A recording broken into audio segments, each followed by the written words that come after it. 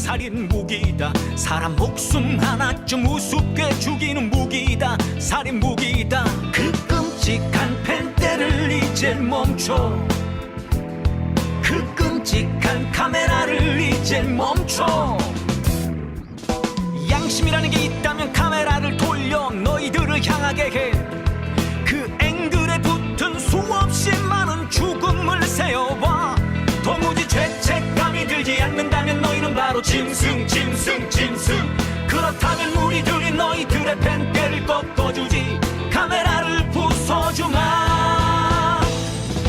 왜곡하고 부풀리고 비틀어대는 펜대를 멈춰. 찔러대고 쏘아대고 목졸라 죽이는 카메라를 멈춰. 왜곡하고 부풀리고 비틀어대는 펜대를 멈춰. 찔러대고 쏘아대고 목졸라 죽이는 카메라를 멈춰.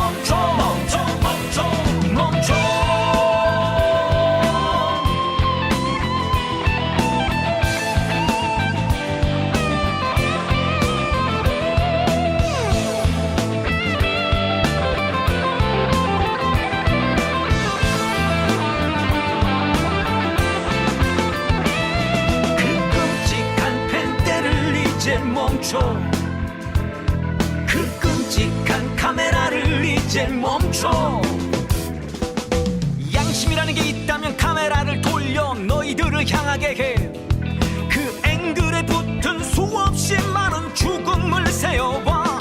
도무지 죄책감이 들지 않는다면 너희는 바로 짐승.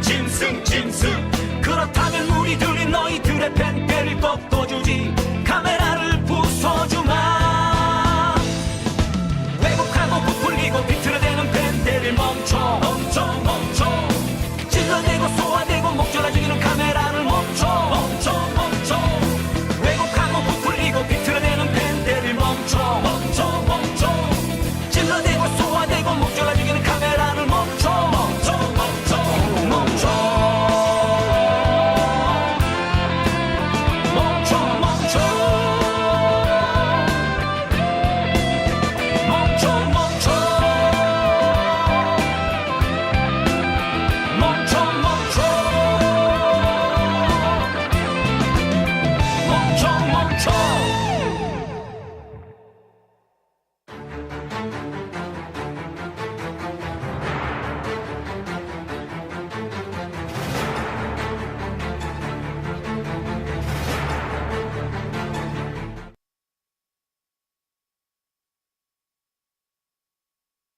못다 한 얘기, 오늘 또 영원한 언론인 두 분과 함께 얘기 나누겠습니다. 자, 오늘 또 나와주셨습니다. 네. 자, 영원한 기자이고 싶은 송영훈입니다. 오태규입니다. 예. 자, 지난 한 주도 정말 많은 일이 있었습니다. 일단 집권 여당 V1, V2 간의 싸움이라고나 할까요? 그 갈등이 있었습니다. 윤석열 대통령과 한동훈 지금 국민의힘 비대위원장 간에 사퇴 논란이 있다가 이제 결국에는 봉합이 됐는데 뭐 그 갈등의 계기 이런 내용들은 다 알고 계실 거고 그 봉합 과정이 참 아이러니하고 재밌습니다. 재밌다고 해야 될까요? 좀 씁쓸합니다. 화나죠. 지금 예.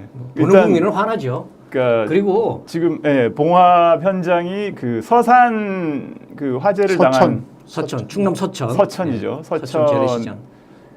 거기서 두 사람이 만나가지고 그 극적인 화해를 마치 그 쇼를 하듯이 했습니다. 이게 국민 눈높이에 이게 맞춰봤을 때 이게 괜찮은 겁니까? 저는 우선 이렇게 생각합니다. 우리가 봉합 그러는데 제가 보기에는 봉합이 아니라 수술하려고 배를 열었는데 너무 끔찍해서 안 되는 거 같아 도로 덮었어요. 이게 무슨 봉합입니까? 근데 그 쇼를 일제 화해 같은 그런 쇼를 어떤 재난 현장에서 예?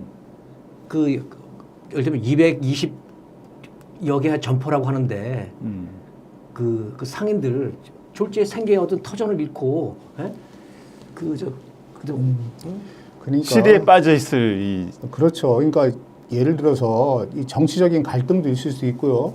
또 갈등이 나오면 또 이렇게 서로 갈등을 뭐라 그럴까 조정할 수도 있고 해결해 나갈 수도 있는 거예요. 근데 그 장소가 되게 중요하다고 봐요. 그 장소가 자기네 대통령 그 대통령실 있는 용산에서 하든가 당에서 하든가 아니면 또 새로운 음식점에서 하든가 이런 거는 관계없지만 사람이 가장 슬퍼하고 가장 안타까워하고 있는 어떤 재난 현장을 그런 어떤 정치적 그 봉합의 어떤 장소로 선택했다는 이 뭐라고 할까요? 이 무자비함, 비인간성.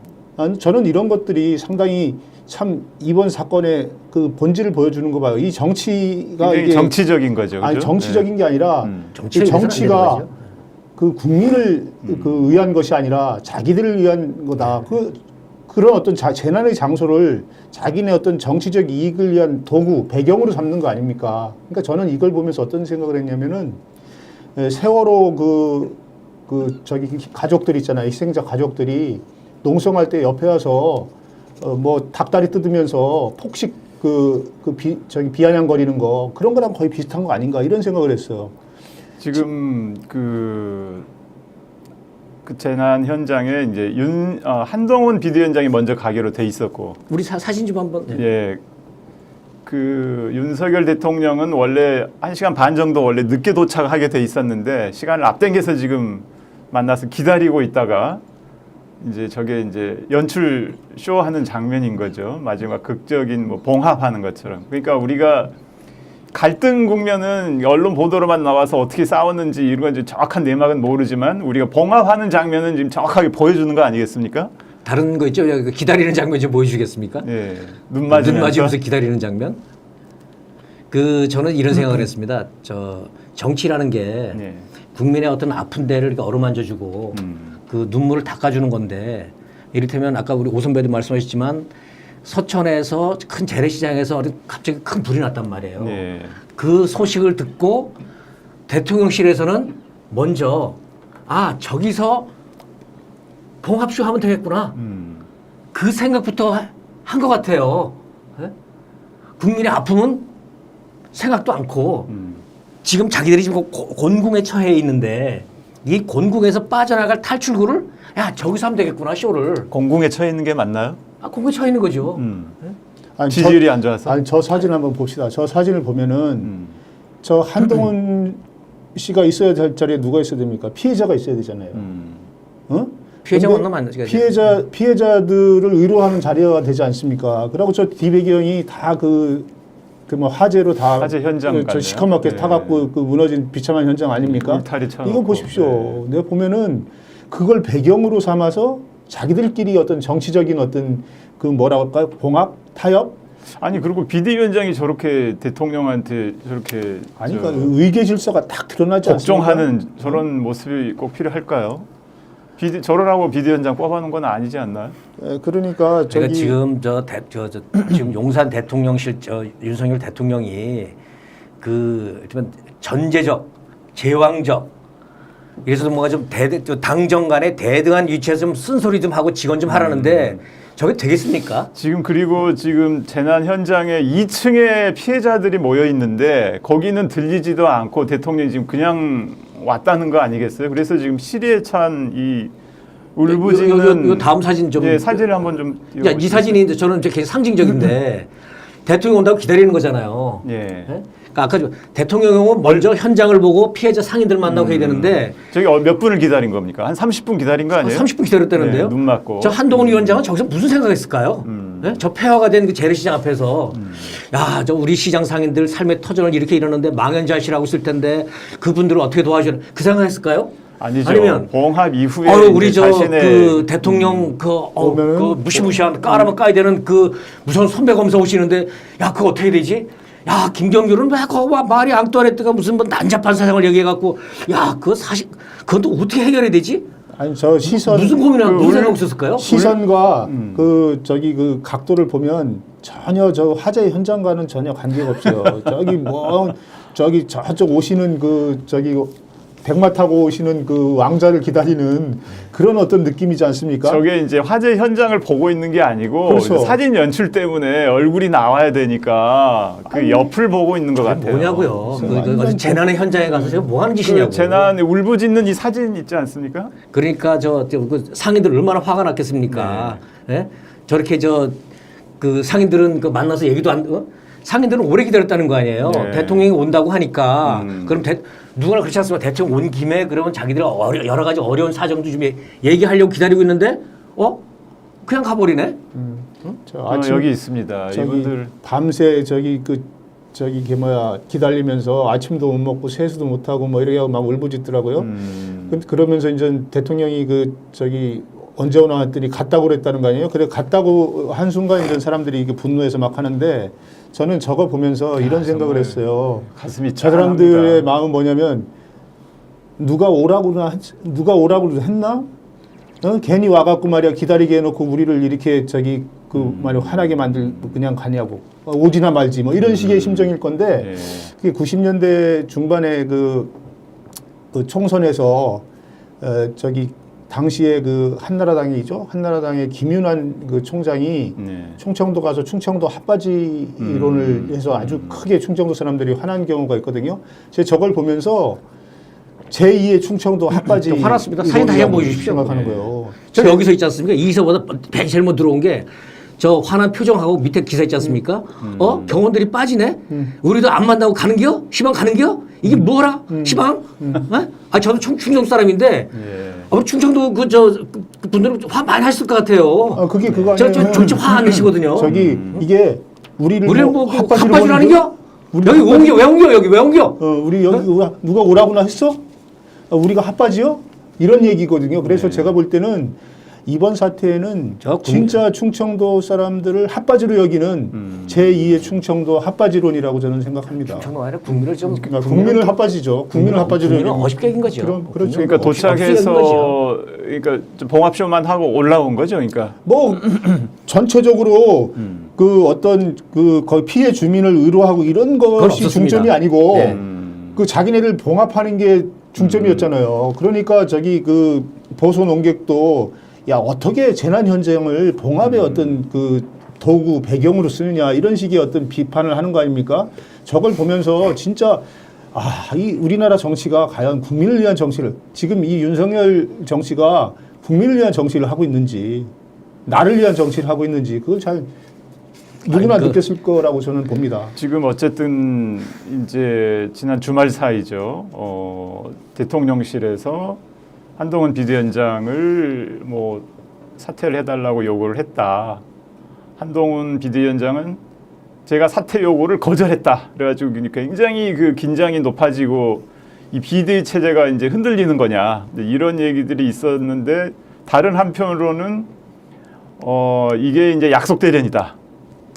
저는 약속 대련 공작이라고 봅니다만은 어쨌든 약속 대련이냐 그렇지 않고 이제 실제 상황이 굉장히 악화돼 있다. 이런 얘기까지 나왔다가 갑자기 이제 저런 상황을 연출한 거란 말이에요. 근데 이제 약속 대련이라고 할 만한 사정이 어떻게 해서 계기가 됐느냐.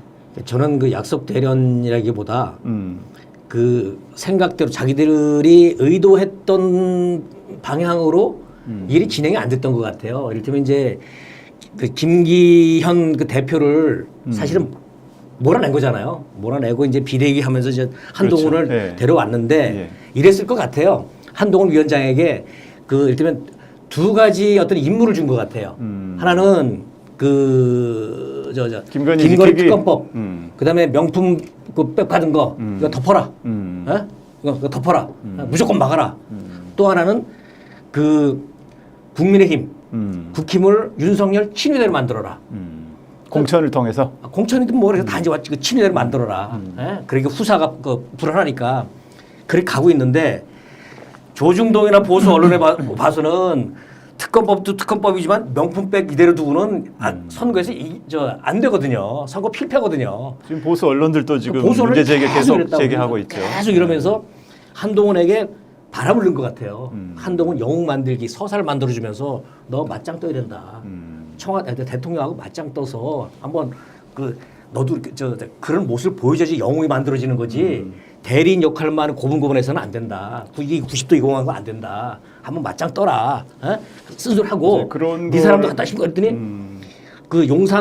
용산에서는 보니까 제발아 원래 그게 아닌데 자꾸 이거 조금 선을 넘어가는데 그렇다고 뭐라고 못 하잖아요. 그런데 김경률 비대위원이죠. 비대위원이 저는 요거는 약간의 그 서로 조율이 있었을 것 같아요. 저 한동훈하고. 응? 그럼 제가 총대 메고 한번 얘기할게요. 안목 좀 뭐 있었을 것 같아요. 그랬는데 총대를 맨 거예요. 총대를 맸는데 제목에 총대를 맸는데 좀 과하게 나갔어요. 표현이. 마리 앙뚜아네트.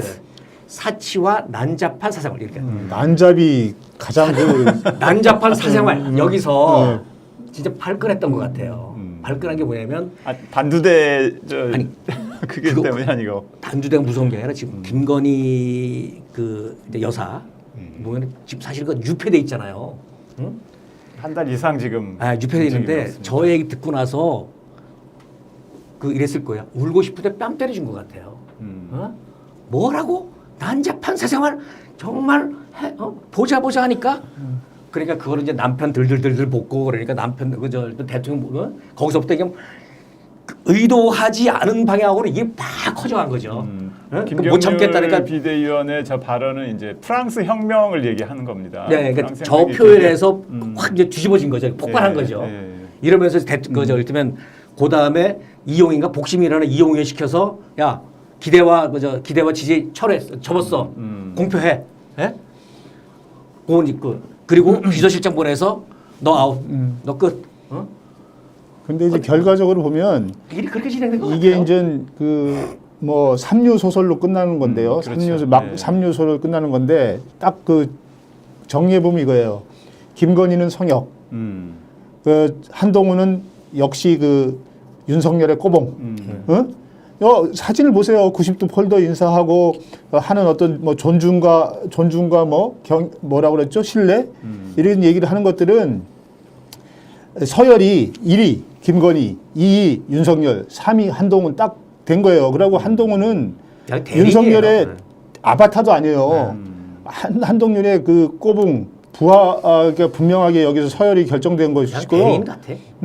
제가 볼 때는 이번에 이 상황을 보면서 한동훈을 엄청나게 그 보수 언론에서 띄우려고 그랬잖아요. 영웅 근데 만들게 했는데 가장 그 추락한 게 나는 한동훈이라고 보거든요. 한동훈은 지도자 깜냥이 안 된다는 게 딱 드러났어요, 이번에. 그러니까 예전에 그 저기 노태우 정권 때 노태우하고 제2인자인 김영삼 씨하고 막 그 서로 그 여러 가지 그 정치적인 다툼이 있었잖아요. 예. 그때는 진짜 그 YS는 내가 안 해도 좋다 하고서 딱 마산 내려가고 그냥 딱 그 두문 분출하고 딱 하니까 쟤네들이 찾아와갖고 막 모셔갔잖아요. 네. 근데 요번은 그것도 아니고 자기가 팔짱을 끼는 거야. 뭐 30분간 눈 맞으면서 기다리고 거기서 오는 게 폴더 인사고. 그러다 보면은 한동훈은 이제 지금 그 윤 대통령한테 뭔가 저기 그 윤 대통령이 싫어하는 말을 할 수가 없게 돼 있어요. 지금부터는. 저 90도 인사로 이미 그 끝났어요. 끝난 거예요. 서열이 딱 결정된 거야. 그릇 지금은 크기가 이제 그릇 크기가 그게 이제 이게 조중동이나 이쪽에서는 한동훈을 영웅으로 만들어서 띄운다고 했는데 제가 그때 이런 생각이 들더라고요. 저 많이 띄우면 너무 띄우면 구름 위를 걷다가 떨어지면 높은 데 떨어지면 많이 아플 텐데 예? 한 방에 가는데 이랬거든요. 지금도 그런 것 같아요. 지금 보면은 이제 한동훈 비대위원장이 그 명품 가방 수수에 대해서는 뭐 함정 몰카다 이런 식으로 얘기를 하면서도 나중에 이제 약간 뉘앙스가 바뀌었어요. 국민 눈높이에서 생각할 문제다. 그건 이제 이게 발언하고 나서 이제 이렇게 네. 사건이 좀 생겼다가 이제 뭐 사퇴 요구가 이제 생기고 했는데 나중에 한 발언이 중요해요. 김 여사 관련해서 제 입장은 처음부터 한 번도 변한 적이 없다.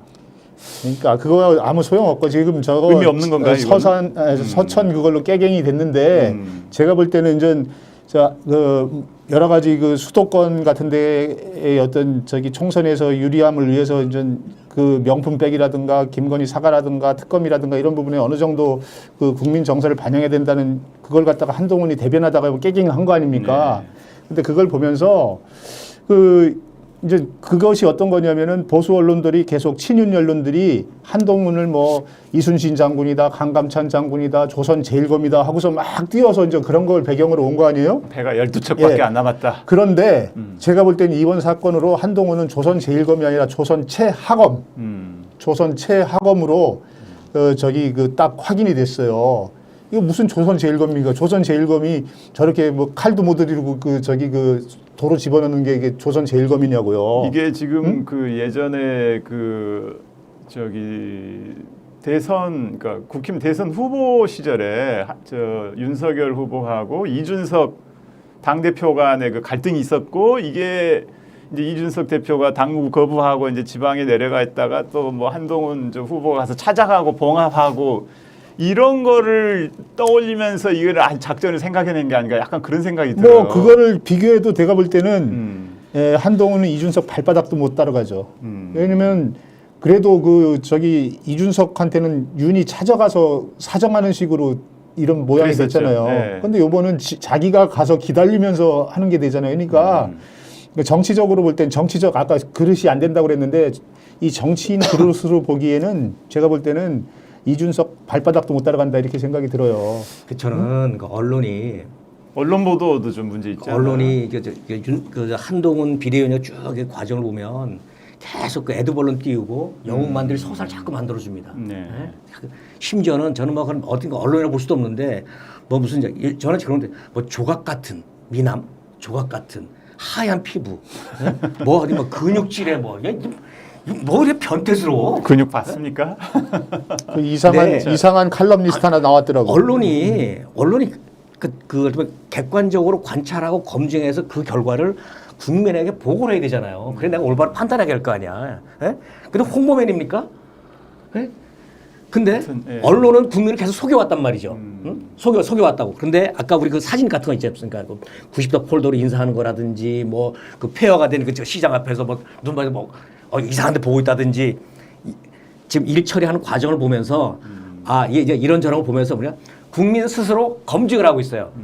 저 사람이 나중에 정치 지도자가 될 만한 사람인지 아닌지를 언론은 포장을 하고 있는데 우리 국민들은 그 포장지를 벗기고 그 실체를 보고 있는 거라고요. 저 사람은 그릇이 안 되는구나.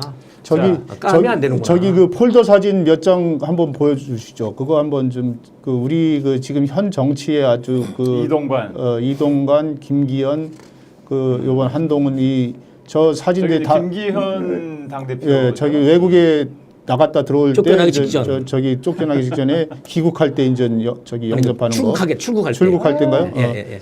저거 봐요. 보십시오. 그다음에 저기 또 이동관 씨 또 사진이 있죠. 이게 압권이에요. 네, 이동관 방송위원장 임명장 받을 저걸 보면은 저 세 장을 사진을 보면은 마치 그 일본에서 천황 앞에서 그 관리들이 가서 저기 인사하는 사진. 아니면 저기 그 일본 야쿠자 저기 두목한테 부하들이 그 서갖고 인사하는 사진 똑같거든요. 충성맹세. 근데 우리나라도 그 예전에 군사 정권 시절에는 저 정도는 아니어도 각도가 좀 깊었어요. 네. 근데 문민정부 이래로는 저렇게 대통령 만나도 저렇게 인사를 안 했거든요. 그러니까 결국은 뭡니까? 다른 나라 대통령 만나도 저렇게 하는 저렇게 거 안 아니에요? 하죠. 아니 우리나라 정치인들이 다른 나라 대통령 서양에서는 고개 이런 거 안 거의 하죠. 없고. 저기 저 인사는요. 깍두기. 제가 볼 때는 그게 바로 깍두기들. 일본의 그 천황에 대한 그 천황이 신이었잖아요. 신에 대한 어떤 인간의 경배 수준이거든요. 그러니까 90도 하는 거. 그게 우리 정치 수준을 저렇게 만든 거죠. 이게 지금 이 정권이 이 조폭사에 비슷한 어떤 수준이라는 거예요. 제발 정치인들 제발 좀 그러지 마시고. 한국에서는 우리 유교 문화 있지 않습니까? 네. 인사하고 그럴 때 저렇게 허리 수그리고 그러면 다 압으로 보이죠. 다 이렇게 살짝. 예? 그게 더 정중하고 예의를 갖추는 거지. 자, 예, 그 얘기 이제 그만하고요. 자, 지난주인가요? 그 전주 울 지역구죠. 강성희 진보당 의원이 행사장에서 그 대통령과 악수하고 이렇게 얘기하는 과정에서 투척이 된 사건이 있었습니다. 다들 보셨죠? 네. 사진 먼저 보죠. 사진 예. 한번 좀 볼까요? 자기가 악수를 하고 이게 지나간 거거든요. 전북 특별자치도 기념 행사죠. 올해 이제 전북 특별자치도로 이게 하여튼 승급이 돼서 거기 이제 행사장에 윤석열 대통령이 나와서 저렇게 악수하는 장면이고 저 지금 안경 쓰신 분이 강성희 의원이죠. 네, 이게 요 내빈들이 쭉 서 있다가 예. 대통령이 들어오니까 이제 차례차례 이제 악수하고 인사를 하는 거거든요. 그러니까 강승 의원이 쭉쭉 그 저기 이건 다음 사- 예. 연속으로 좀 예. 보여주시죠. 국정 기조를 바꿔야 합니다. 네. 이렇게 얘기를 했다고 해요. 자, 그렇게 얘기를 하고 헤어지고 나서도 국정 기조를 바꿔야 합니다 하니까 이제 경호원들이 저렇게 입을 막고 사지를 들어서 그러니까 서너 명이 이제 들러붙어 가지고 사지 여자 경호원들 이렇게 지금 같이 가세하고 있는데 들어서 밖에 내동댕이 친 거 아닙니까? 다시 들어오려고 해도 문을 안 열어줬다고 합니다. 이게 좀 심한 거 아닙니까? 현직 국회의원이고 이게 대통령한테 무슨 얘기든지 할 수 있는 거 아니에요? 할 수 있죠. 해 토픽감이죠. 그 예전에 우리나라 예만 들어도 노무현 대통령이 옛날 그 저기 장애인들 이렇게 와서 그 앞에 얘기했을 때 거기서 저기 경호원들이 제지하려고 그러니까 잠깐 저 하고 말해주 보십시오 해갖고 쭉 얘기 듣고 또 본인이 또 여기는 그 장애인 당신들만 있는 게 아니라 다른 사람도 있으니 뭐 하면서 이런 대화를 했잖아요.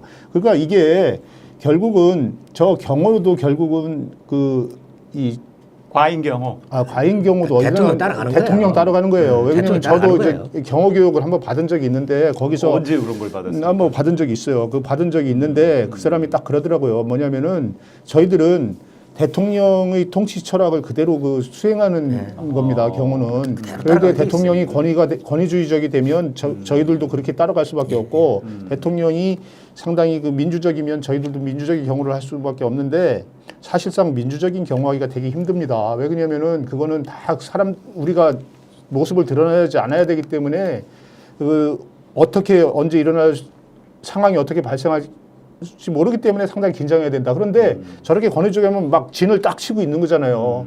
그러고 뭐 막 그 구타와 뭐 폭행 이런 것들이 난무하고. 근데 저거 보면은 아주 대통령이 권위주의이기 때문에 저기 그 경호도 권위주의고 폭력적으로 할 수밖에 없는 거예요. 제가 참 저것이 경호원들이 잘못했다라고 본 것보다 대통령이 잘못했다고. 대통령이 아무 얘기도 안 하고 그냥 내버려뒀다는 거 아니에요? 그럼 따라가는 겁니다. 아니까 그 사후에라도 얘기를 해야죠. 그러면은 사후에라도.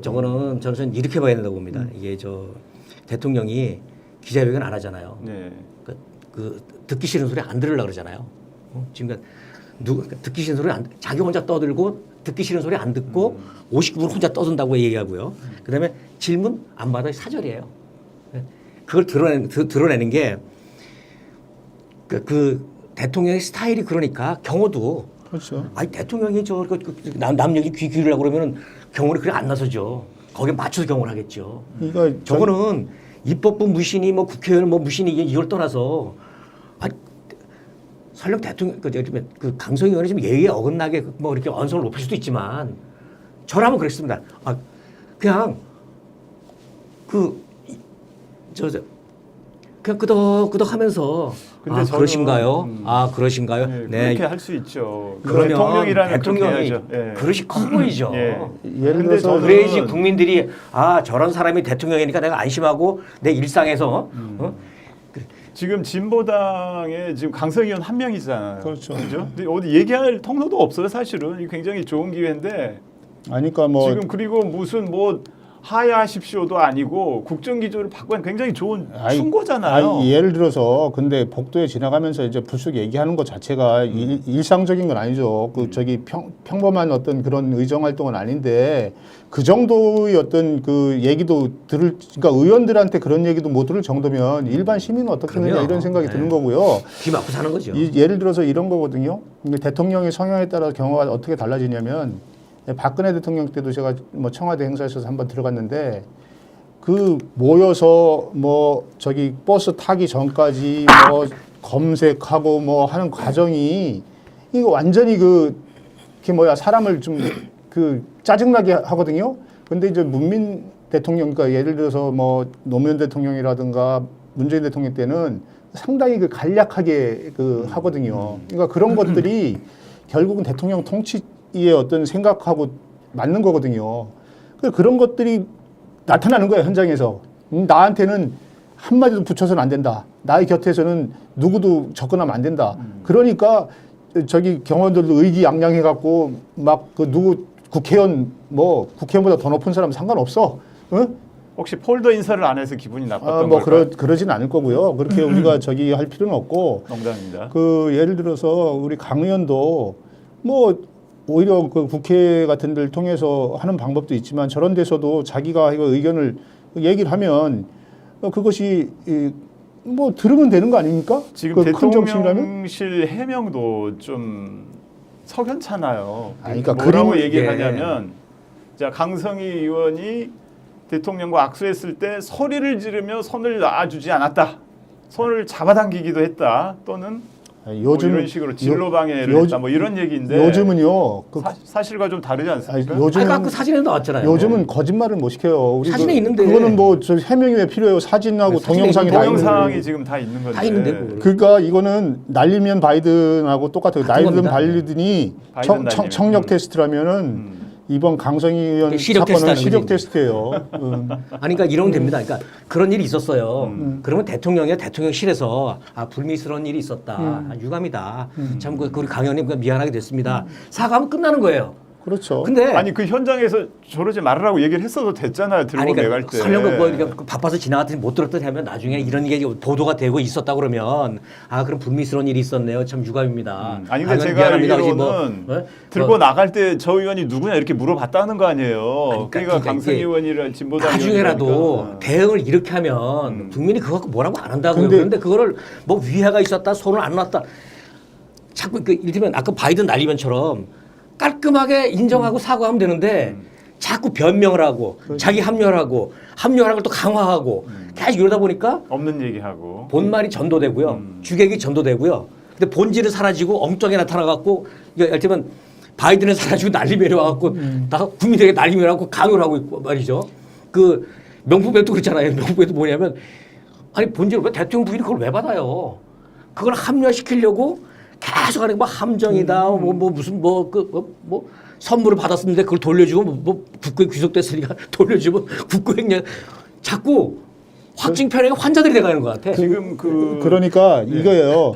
TV 조선 이 화면 좀 띄워주세요. 그러니까 보도와 관련해서 얘기를 하면은 보도도 어떻게 보면 참 사실을 그대로 전해주는 게 가장 저는 좋다고 보는 것들이 왜 그러냐면 국민이 보고 듣고 느끼면서 다 판단하거든요. 그러니까 예를 들어 바이든 날면도 들어보니까 그 날리면이 아니고 바이든이 훨씬 더 많은 거고. 이게 맞아요. 그다음에 저것도 강성희 의원 사건도 뭐 아무리 뭐 손을 놓고 그게 뭐야 악수를 하고 안 놔줬다 하지만 악수를 하고 금방 놔줬는데 그게 다 보이잖아요. 그게 이제 한 5, 6초 정도 잡고 있었다고. 그러니까 나오고 있습니다. 미디어도 괜히 그 예를 들어서 친윤적으로 막 해석해서 막 그 없는 사실 막 그 저쪽에서 하는 얘기 그대로 받아 쓰지 하지 말고 있는 그대로 TV 담담하게 쓰시면 조선에서는 됩니다. 이렇게 보도를 했습니다. TV 조선 이거 말고요. 여당 코트 열고 강성희 정과 오범 대통령 사과 요구는 적반하장 공조 이런 식으로 보도를 한단 말이에요. 그러니까 이제 이게 프레임 전환하는 거잖아요. 프레임 전환해서 본질은 숨겨버리고 저기 관련 보도가 나오네요. 윤 행사장 퇴장 사건의 정과 오범 이런 걸 왜 강조를 하는 거죠? 그러니까 이게 프레임을 전환해서 폭력 국민을- 정과도 있다 뭐 이런 얘기까지. 아니 그러니까 저기 전혀 관계없는 얘기를 저기에 이제 집어넣는 것들은 본질과 관련이 없습니다. 이런 얘기는. 그거는 이제 눈 돌리기고 또 뭐라고 할까요? 그 저기 메신저를 공격하는 거죠. 메시지를 공격하지 않고. 그렇죠. 그러니까 그 아주 가장 전형적인 어떤 이렇게 회피술, 그 지금- 논점 돌리기의 어떤 전형적인 태도죠. 근데 저게 저렇게 프레임을 바꿔서 네. 결국 국민을 속이는 거잖아요. 네. 그 국민을 기망하는 건데 저 국민을 이제 기망하게 되면 사실은 그 바이든 날리면도 그렇고 뭐 명품백도 그렇고 여러 가지를 그 언론이 권력 감시견인데 감시를 제대로 하고 제대로 비판하면 권력이 결국 언론이라는 게 국민 여론을 두려워하면 함부로 못 하거든요. 근데 언론이 다 커버해 주네. 쉴드 쳐주고 다 막아주네. 그러니까 뭔 짓을 해도 걱정할 게 없어요. 예? 바이든한테 날리면 날리는 거 다 커버 쳐주고. 예? 명품백 받으면 안 돼. 명품백 선물 받았는데 그거 함정 몰카야? 그게 나쁜 거야? 오히려 그 왜 유혹해서 사람을 유혹에 빠뜨려서 받게 만들어? 그러니까 준 놈이 가해자, 받은 사람은 피해자. 아니 그런 식으로 하면 세상에 뇌물 받은 그 공무원들 중에 상당수는 주니까 받은 사람 많을 거예요. 다 무죄죠 그러면. 언론이 제 역할을 하니까 일어나서는 안 되는 일이 계속 재발하는 거라니까요. 네? 좋습니다. 이게 자, 이 정도. 아니 저 자꾸 이러는 게 뭐냐면 그 한동훈 위원장이 그 얘기했지 않습니까? 뭐 자기는 5천만의 그 표준어를 쓴다. 여의도 사투리, 여의도 사투리 안 사투리를 쓰고. 300명이 쓴다. 근데 300명에 그 민주당만 있는 거 아니잖아요. 그 국힘도 있어. 자기네 편도. 그러니까 이게 뭐냐면 전지적 검사 시점 같은 게 아닌가. 국회의원보다 더 위에 있는 건가요, 그럼? 피의자로 보는 거예요. 그러니까 대통령도 한동훈도 여기 보면은 정치인 저 자들 저거 말이야 이런 아주 그러니까 정치에 대한 어떤 불신이 아니라 냉소, 혐오 그런 게 있는 것 같아요. 아까 이제 지난 이제 주말경서부터 이제 윤한 이제 대치 국면이 이제 봉합이 되면서 끝났는데 그 사이에 우리가 하나 놓친 게 있어요. 방송통신심의위원 두 사람이 지금 새로 임명이 됐습니다. 진짜 말이에요. 네? 그래서 지금 여당과 야당의 그 성향의 비율이 지금 6대 1이 됐다는 거 아니에요? 지금 국회의장 그 국회가 이미 추천 진작 몫은- 추천한 사람은 임명을 안 해. 국회의장 추천 몫은 네? 지금 아니, 전혀 인정을 임명을 안 해. 안고 있습니다. 네? 이게 진짜 그리고 저 두 사람 빠지고 자기 거는 얼른 또 해요. 아니, 저는 심각한 건 이미 심각했고요. 국민을 이렇게 무시해도 되나요? 이미 심각했고 이거는 묻혔습니다. 묻혀. 사실 그 방심위는 이미 사형 선고를 받은 거랑 똑같다고 봐요. 스스로 자폭하는 거죠. 제가 볼 때는 지금은 아주 의기양양한 것 같지만 6대1, 6대 0이라고 해서 의기양양한 것 같지만 사실상 우리 언론인들 포함해서 국민들, 시민들이 방심위가 이제 뭔 말을 해도 안 믿게 되는 어떤 그런 거를 스스로 자초했어요. 그래서 저는 방심위는 이미 스스로 사형 선고를 내렸다 이렇게 생각하고 있습니다. 제가 갑자기 이 생각이 나는데 11.6 때 김재규 차지철 할 때 이 버러지 같은 놈이라고 했던 거예요. 그랬었죠. 예. 네? 예. 그 각하한테 아부한다고. 버러지 같은 놈. 저 윤석열 대통령님 저 부탁드리고 싶은데요. 유일임 빨리 집에 보내세요. 저런 사람 때문에 망합니다. 방심위원장 윤희림. 네, 유일임 정권에 도움되지 않습니다. 네, 좋습니다. 국민의 원성이 유일임을 넘어서 용산으로 가고 대통령을 향하고 있어요. 자, 그냥 두면 안 됩니다. 국민들 다 압니다. 그 가족 동원해서 그게 예. 자, 그 이동관 그 당시 이제 방통위원이 그게 있지 않습니까? 예? 그 보도 얘기하면서 무언가 조치가 있을 거다라는 식으로 얘기를 했잖아요. 네. 근데 그리고 나니까 방심위에 민원이 막 쏟아져 들어왔다고요. 우연히도 이동관 방통위원장이 뭔 얘기하고 나니까 우연히도 그날 바로 이어서 그 방심위에 민원이 쫙 들어오는데 우연하게도 다 같은 내용이야. 예? 몸을 해달라고. 근데 또 민원 내용도 어쩌면 비슷비슷하고. 민원 같은 거예요. 저거 어떻게 시흥에서 처벌해달라는 고 우연히도 다 같은 내용이고 우연하게도 그 많은 민원들이 류일임 방심위원장의 아들, 동생, 처제, 같이 일하던 우파 단체의 어떤 그 동료들 우연히도 이거 있잖아. 네? 이게 말이 됩니까? 그 부분 갖고도 이제 지금 6대 1인가 6대 0으로 된 6대1, 방심위에서 네. MBC 그 바이든 날리면도 심의를 한다고 하니까요. 그렇죠. 이따가 우리 이호찬 MBC 언론노조 위원장 보자. 오실 때 예. 그때 좀 자세하게 물어보고 다른 이슈로 가죠 뭐. 지금 또 심각한 게 한반도에 지금 핵전쟁이 벌어지는 게 아니냐 이런 지금 우려들이 있어요. 왜냐하면은 겁나요. 작년 말부터 이제 그 남북 간의 말폭탄 공세가 지금 굉장히 심각합니다. 김정은은 뭐라고 그랬습니까? 유사시 핵무력을 포함한 모든 수단과 역량을 동원해 남조선 전 영토를 평정하기 위한 준비에 박차를 가하라. 이렇게 이제 노동당 중앙위 전원위원회에서 이렇게 얘기를 했고요. 그 이후로도 지금 말폭탄이 계속 이어지고 있습니다. 지금 국제적인 전문가분들도 지금 뭐 전쟁 위험을 계속 알람을 좀 보내고 있는 거 아니겠습니까? 이건 이렇게 보면 돼요. 그 뭐냐면은 사실 그 한반도 위기 지수가 지금 뭐 근자에 들어와서는 가장 높은 수준에 있죠. 근데 이런 부분들이 미국 특히 그 미국의 전문가들 저기 칼린 박사라든가 해커 박사 그다음에 그 갈루치 그 저번에 그 제네바 협상 당시에 미국 대표했던 이런 사람들이 이제 전쟁 위험들을 갖다가 상당히 그 얘기를 하면서 이렇게 의험 신호를 보내지 않습니까? 그런데 이런 부분에 대해서 한국의 미디어들이 사실 그 외국의 전문가들만큼 의기지수를 갖고 보도하지 않는 게 저는 문제라고 봐요. 그게 상당히 큰 문제거든요. 왜 그러냐면은 남북 사이에 지금 일촉즉발의 그 말 전쟁이 지금 이루어지고 있지 않습니까? 네. 이게 마치 뭐냐면은 옛날 그 한참 그 김정은하고 트럼프하고 뭐 난쟁이니 뭐 늙은이니 뭐 하면서 막 그 핵 단추 내가 더 크다 네가 더 크다 뭐 이렇게 하면서 하지 않았습니까? 그때가 아주 의기가 높았던 시기인데 지금은 그것을 남북의 어떤 윤 대통령하고 김정은이 하고 있단 말이에요. 그런데 그때는 그 제어를 누가 했습니까? 문 대통령이 그 절대 전쟁은 안 된다 하고서 중간에서 제어를 하지 않았습니까? 근데 지금은 제어할 수 있는 사람이 없어요. 제어 장치가 없어요. 그러니까 물론 미국이 있죠. 그래서 제가 볼 때는 참 이게 아이러니한 일이지만 미국이 그 군사 작전권을 갖고 있다는 게 지금처럼 안심이 되는 경우가 없다는 얘기가 나오고 있어요. 사실상.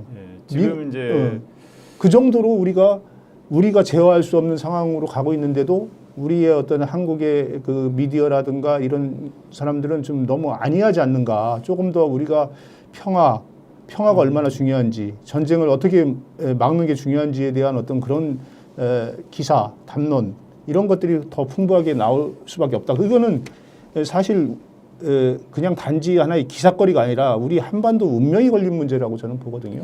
지금 김정은 위원장이 아까 작년 연말에 이제 노동당 중앙위 전원위원회에서 한 발언 말고도 올해 들어서도 1월 8일, 9일 이틀간 열린 이제 군수공장 시찰에서 대한민국 족속을 우리 주적으로 단정한다. 이런 식으로 주적이라는 얘기가 나왔어요. 그리고 이제 주권과 안전을 위협하려 하면은 우리가 완전 초토화할 것이다. 이게 물론 이제 약간 전제 조건이 있긴 있습니다.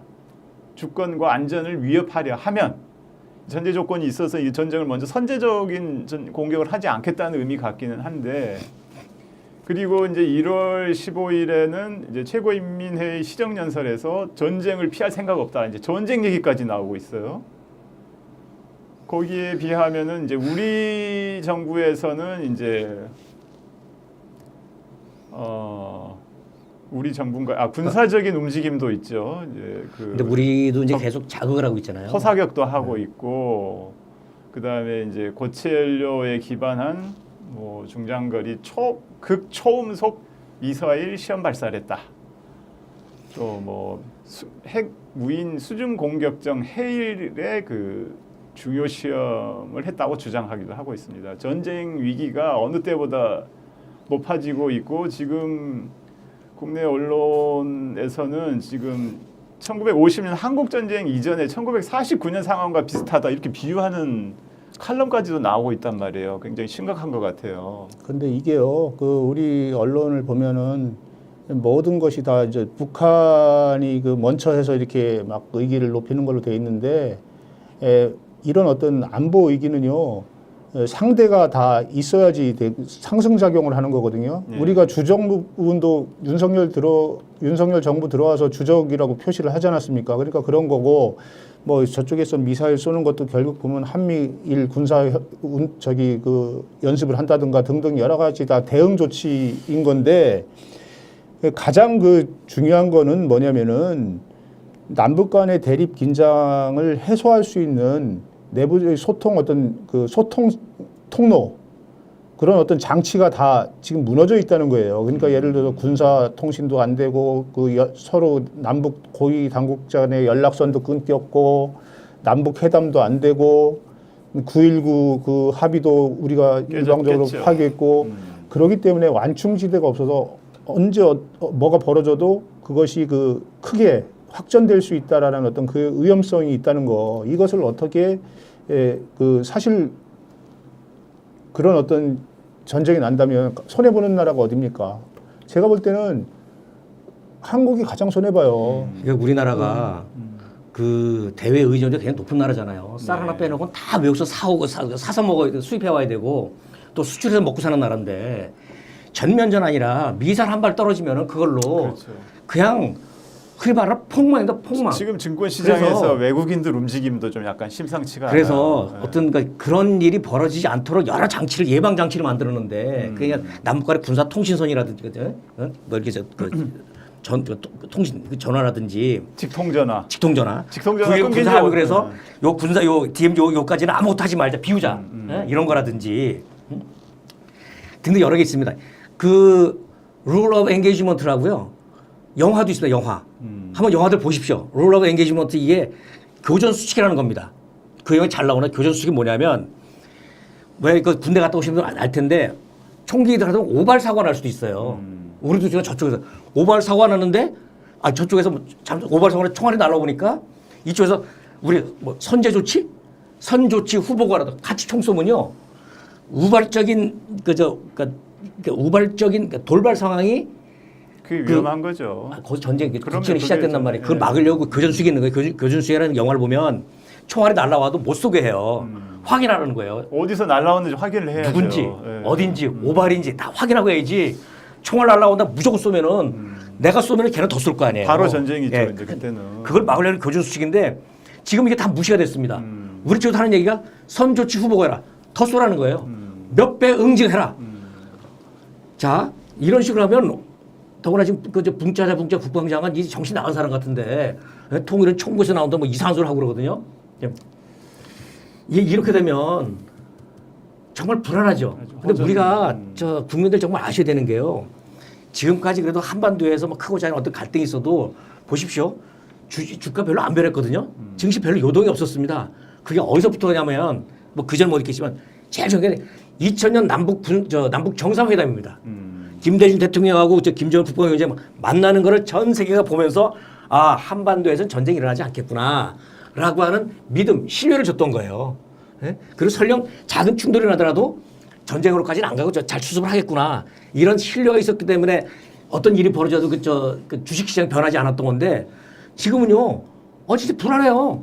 그러니까 저기 지금 누가 칼럼 쓴 거 보니까 그게 맞는 얘기인데 지금 우리가 뭐 금투세, 증권거래세 뭐 등등 뭐 부양시키려고 뭐 계속 그 저기 그게 뭐 감세를 정책을 내놓고 있죠. 하잖아요. 네. 그럼에도 불구하고 증시는 더 추락하고 있잖아요.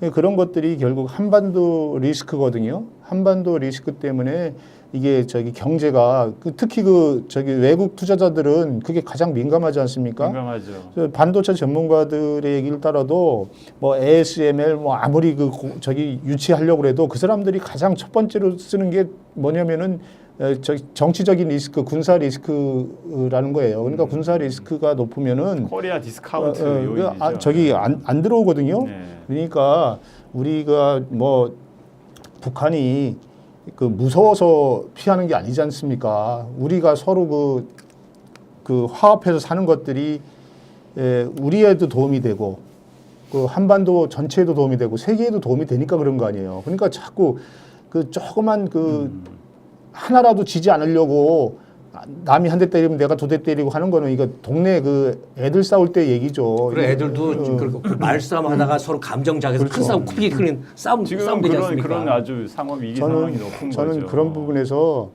도대체 이 정권이 그 남북 문제라든가 한반도에 대해서 원하는 그 미래상이 뭔가에 대해서 그것이 없기 때문에 그렇다고 봐요. 그것이 있었다면 이런 식으로 안 하겠죠. 지금 하여튼 그 로버트 칼린 연구원하고 지그프리드 해커 교수 한반도 전문가분들이죠. 이 두 사람들이 뭐라고 얘기를 했냐면은 북한의 최근 메시지들은 통상적인 허세가 아니다. 이렇게 얘기를 했고요. 로버트 갈루치 아까 언급했습니다만 조지타운대 명예교수는 올해 핵전쟁 가능성을 염두에 둬야 된다. 이렇게까지 얘기를 했단 말이에요. 이게 굉장히 그 위기 수준이 굉장히 고조된 그런 얘기 아니겠습니까? 물론 뭐 그런 어떤 전문가들이 얘기하는 거에 대해서 또 반론도 있어요. 그렇지만 그럼 그런 사람들이 그 적어도 그런 사람들이 얘기하는 어떤 것들이 상당히 그 중요한 어떤 그 메시지가 될 수 있다. 그 사람들이 객관적으로 그 사람들이 뭐 자기 이익을 위해서 저기 하겠어요? 그 객관적으로 보는 거기 때문에 그만큼 그렇죠. 우리 의기 수준이 높다는 거는 우리가 알고 우리 나름대로 그 의기를 낮추기 위해서 그 정책을 쓰고 고민을 해야 되는데 그러지 않고 있다는 거 오히려 더 올리려고 한다는 것 자체가 문제라고 봅니다. 그 총선을 앞두고 있어서 이렇게 좀 그런 걸까요? 아이 그렇지 않죠. 이거는 저기 그 물론 뭐 예전에 북풍이라든가 뭐 이런 거를 그 한다고 하는 거 있는데 제가 볼 때는 그때는 저기 그 북한하고 짜고서 한 거 아닙니까? 근데 지금은 그런 정도가 아니에요. 잘못하면은 진짜 불더미가 될 수 있거든요. 그 정도의 심각성이 있기 때문에 진짜 어떤 한반도를 우리가 저기 만들어 날 것인가에 대한 고민 그것들의 어떤 모습들이 없는 거예요. 지금 윤 대통령은 도대체 어떤 한반도를 원하는 건지 어떤 지금 전쟁을 하는 한반도를 원하는 건지 진짜 평화롭게 사는 한반도를 원하는 건지 지금 국방장관은 어떤 식으로 얘기를 하냐면은 자 짖는 개는 물지 않는다. 북한에 공갈 있다 이런 식으로 그 북한의 전쟁 위협에 대해서 일축하고 있습니다. 아니 그런데 국내 언론들은 또 이제 어떤 식으로 보도를 하냐면은 북한이 러시아에 수출한 미사일, 포탄 등 이제 군수 물자가 상당하다. 얘네들이 진짜 전쟁을 하려면 이러겠냐. 이제 이런 식으로. 나 진짜 이거 붕짜자 붕짜 이 사람 말이죠. 이게 진짜 나쁜 사람인데 당신 말이에요. 군인 말이죠. 군대가 왜 존재하는지 아세요? 왜 강한 군대가 필요한지 아세요? 군대가 존재하는 건요. 전쟁을 막으려고 있는 거예요. 평화를 지키려고 있는 거예요. 전쟁하자고 군대를 키우는 게 아니란 말이에요. 그러니까 우리 보수들 착각하고 있는데 나라를 지키는 게 그게 보수입니다. 붕짜 신원식 같은 사람은 보수가 아니고 극우예요. 극우. 나라를 전쟁을 몰고 가는 극우입니다. 이런 사람한테 나라 맡기면 안 되는 거예요. 어떻게 이런 사람이 국방장관 합니까? 예? 그리고요. 퍼주기 하잖아요. 김대중 정부 시절 퍼주기. 햇볕 정책을 퍼주기라고 하는데 그랬었죠. 공격하죠. 그 앞에 노태우 대통령이 있었습니다. 노태우 대통령의 대북 정책이 뭐냐면 맏형론이에요. 맏형. 내가 큰형입니다. 나는 잘 사는 큰형이에요. 많이 배웠어요. 내가 형편도 좋아요. 근데 내 동생은 좀 못 배우고 어렵게 살아요. 그러면 형인데 좀 어렵게 사는 동생 도와주자. 그게 맏형론입니다. 그거하고 햇볕 정책하고 뭐가 다릅니까? 그러니까 이 부분은요. 저기 상당히 그 여러 가지 그 전문적으로 반박할 것이 많지만 뭐 저기 그 신원식이라든가 붕짜나 이런 한국 쪽의 미디어에서 하는 분석들이 상당히 수준이 낮다는 것들은 이미 다 저기 검증되고 있으니까 우리가 그 외부의 그 특히 미국 쪽에서 최근에 나오는 여러 그 아주 그 주목할 만한 전문가들의 발언을 그 상당히 의미심장하고 그 깊이 받아들이면서 우리 그래야 되겠습니다. 정부에게 그런 사태가 오지 않도록 하는 어떤 그런 어떤 미디어 보도가 상당히 그 필요하다 이렇게 저는 생각이 듭니다. 전쟁을 해서 이기려고 할 게 아니라 전쟁을 예방을 해야 된다. 그럼요. 그런 얘기죠. 전쟁을 막고 평화를 지키려고 군대가 있는 거지. 자, 시간이 많이 지났기 때문에 오늘은 여기서 마치도록 하고요. 마지막으로 한마디 말하자면 윤석열 대통령님 우리 이제 기자 언론으로서 우리 비판하는 거니까 이건 비판입니다. 국민은 늘 무조건 옳다고 하셨잖아요. 어떤 비판도 변명하면 안 된다고 하셨잖아요. 그 말대로 하세요. 네? 자꾸 국민을 소홀히 들지 마세요. 국민은 대통령이 검사고 국민은 피의자가 아닙니다. 자, 국민의 70% 가까이 지지하고 있는 그 여론조사에서 나타난 그대로 그냥 하면 된다는 예. 얘기죠. 자, 국민은 무조건 옳다면서요. 국민이 하자는 대로 하면 됩니다. 왜 국민이 하라는 걸 안 하고 하지 말라는 걸 합니까? 자, 여기서 마치고요. 이어서 인터뷰는 이제 언론노조 MBC 본부장인 이호찬 본부장 모시고 인터뷰 계속 하겠습니다. 계속 지켜봐 주시기 바랍니다. 오늘 두 분 수고하셨습니다. 네, 감사합니다. 고맙습니다. 평화가 경제다. 이 말씀드리고 싶습니다. 경제가 평화다. 감사합니다.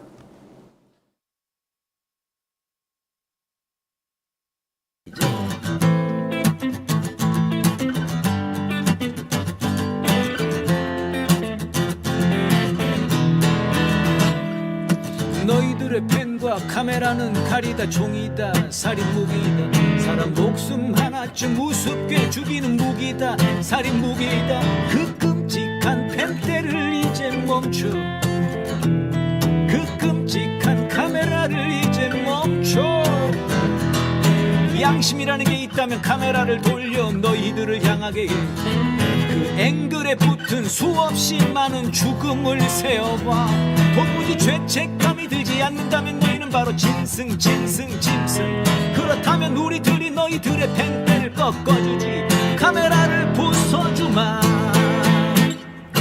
왜곡하고 부풀리고 비틀어대는 펜대를 멈춰 찔러대고 쏘아대고 목줄나 죽이는 카메라를 멈춰 왜곡하고 부풀리고 비틀어대는 펜대를 멈춰 찔러대고 쏘아대고 목줄나 죽이는 카메라를 멈춰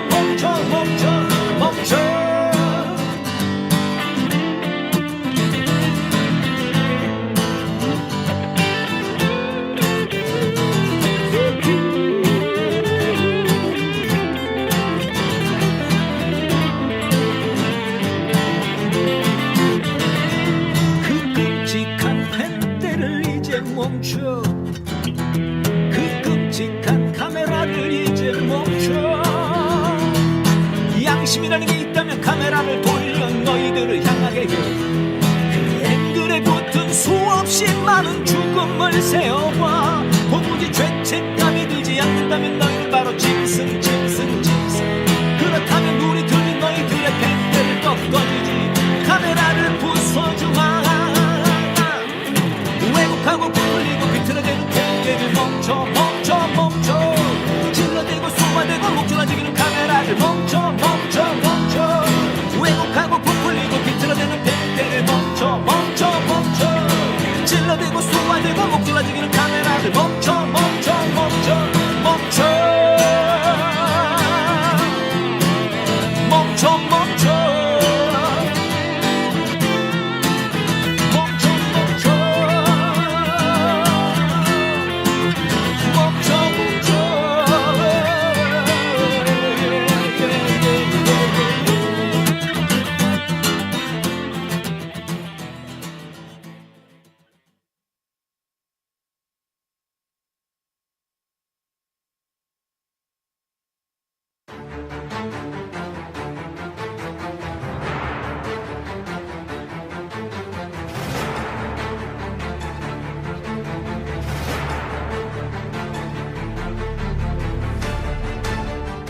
많아.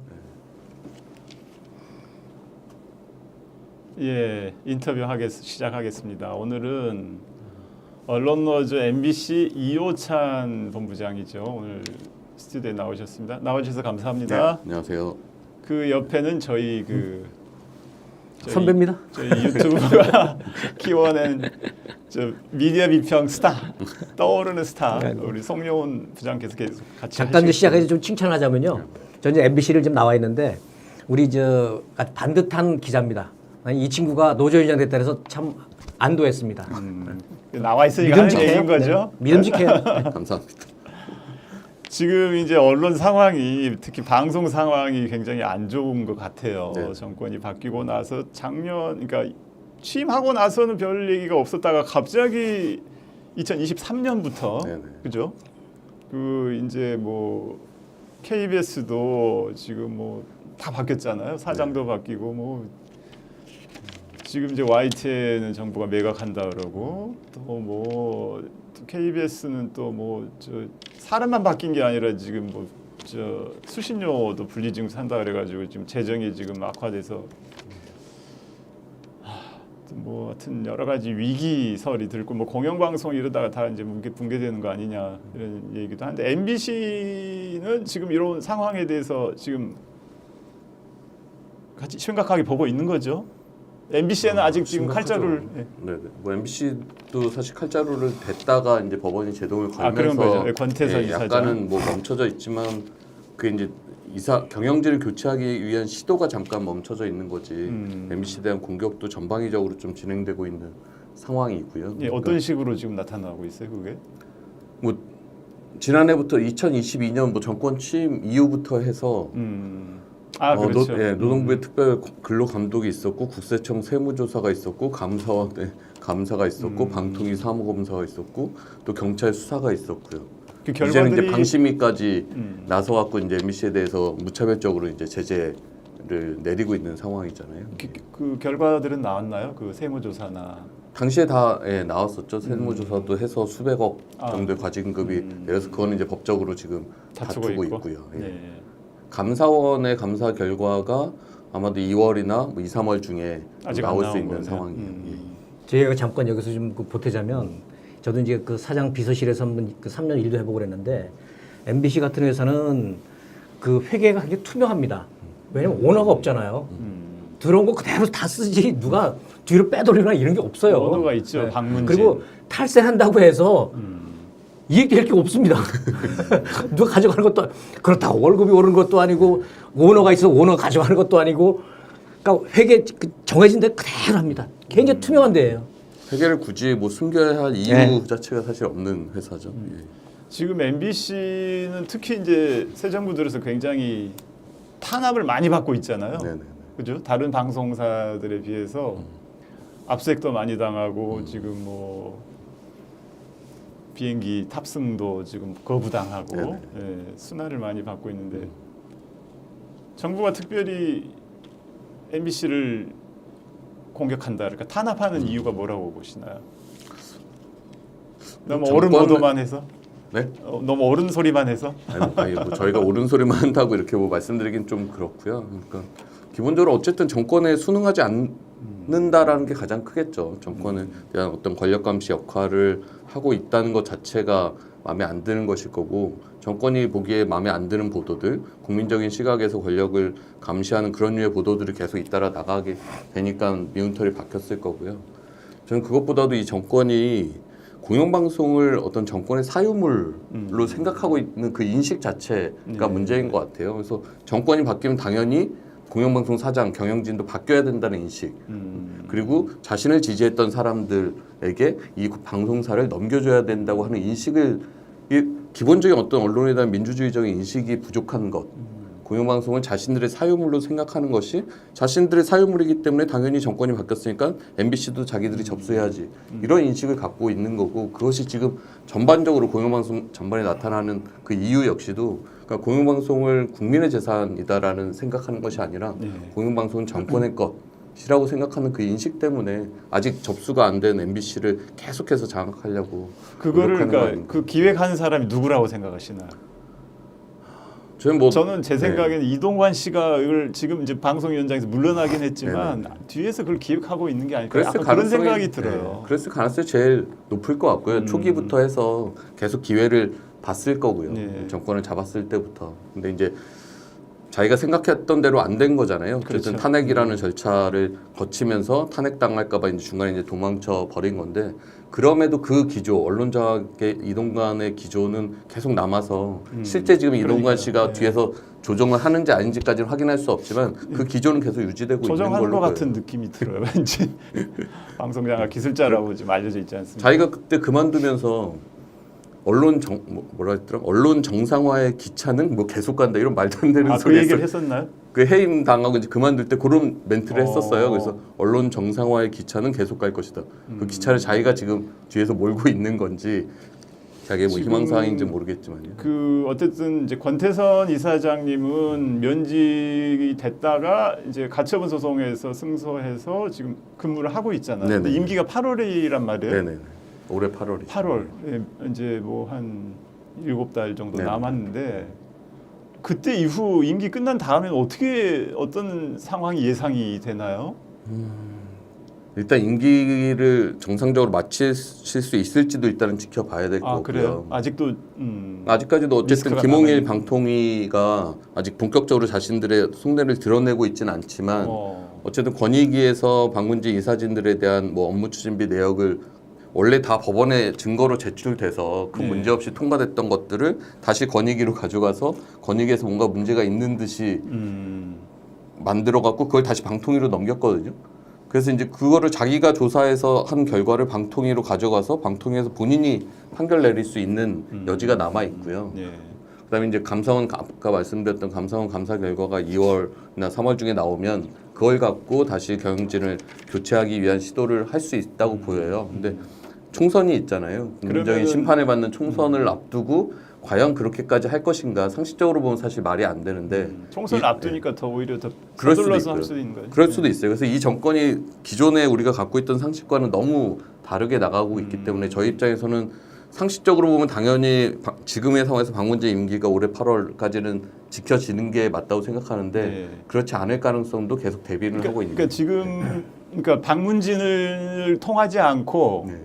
일단 MBC 경영진부터 손을 댈 수도 있다는 얘기죠. 지금 아니요. 감사원 박문진 이사장과 아니, 이사진 감사원- 교체, 감사원 감사원 감사. 감사를 통해서 박문진 이사진을 박문진. 교체할 시도를 아, 또 할 수도 있다. 오케이. 근데 네. MBC 경영진을 바로 교체할 수는 없거든요. 저희 지배 구조가 어쨌든 박문진 이사진을 여당이 유리한 구조로 바꿔야 그 다음에 MBC 경영진으로 올 수 있기 때문에요. 그 이거를 우리 시민들에게 잘 설명을 해줘야 되는데 이 사람들이 그러니까 그 사장 임기를 3년을 해놓은 게 권력으로부터 독립하라는 거 그렇죠. 아니에요. 네. 근데 그걸 인정을 안 하겠다는 거잖아요. 그러면서 내가 내세우는 논리가 뭐냐면 문재인 때도 그러지 않았냐 그런다고. 문재인 때도 니네 이 사장 내쫓았냐 이렇게 얘기를 하는데 근데 겉모양은 외양은 같아요. 이를테면 네. 근데 지금은 정권의 입맛에 맞는 사람을 안 치려고 내쫓고 하잖아요. 네, 저는 그때와 지금 다르다라고 생각해요. 그러니까 아니 이거는 예, 예. 우리가 아니라 일반 시민들이 아, 예, 예. 그러니까 형식 논리에 예, 예. 이게 뭐냐면 그때는 권력이 내쫓은 게 아니냐. 그렇죠. 우리 구성원들이 내쫓았어요. 그러니까 그 당신은 차이가 사장으로서의 자격이 없다. 네, 네. 방송 독립을 오래 저해하고 있다. 그래서 우리가 내쫓은 거지 권력 내쫓은 게 아니에요. 네. 지금 이 사람들의 논리는 뭐냐면 일본군이 구한말에 일본군이 들어와서 동학군을 학살했거든요. 네. 봉오동 전투에서 우리 홍범도자가 이끄는 우리 독립군이 일본군을 괴멸시켰어요. 외양으로 똑같이 사람 많이 죽였으니까 똑같다는 거예요. 본질이 아주 다르죠. 다르죠. 이거 잘 설명해 줘야 돼요. 지금 그 뭐 압수수색도 많이 하고 뭐 소송도 뭐 걸고 하는데 지금 내부 기자들 분위기는 어떤지 제일 궁금해요. 이게 좀 MBC마저 쫄아서 이게 정권 눈치 보고 하는 게 아닐까. 이게 일반 국민들도 되게 궁금해할 것 같거든요. 저는 뭐 그런 분위기는 크게 없다고 없어요. 생각해요. 아직까지는. 예, 아직까지는 최근에 이제 MBC 보도나 이런 것들 많이 봐주시면 그렇더라도 상대적이긴 할 수 있겠지만 최대한 국민적인 상식의 기준에서 보도하고 있다라고 생각을 하거든요.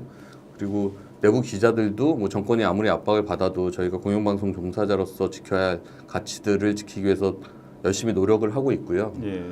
그래서 좀 국민들이 시청자분들이 MBC 뉴스데스크나 이런 보도들에 대해서 좀 많은 관심을 갖고 일단 좀 지켜봐 주셨으면 좋겠어요. 예, 그렇군요.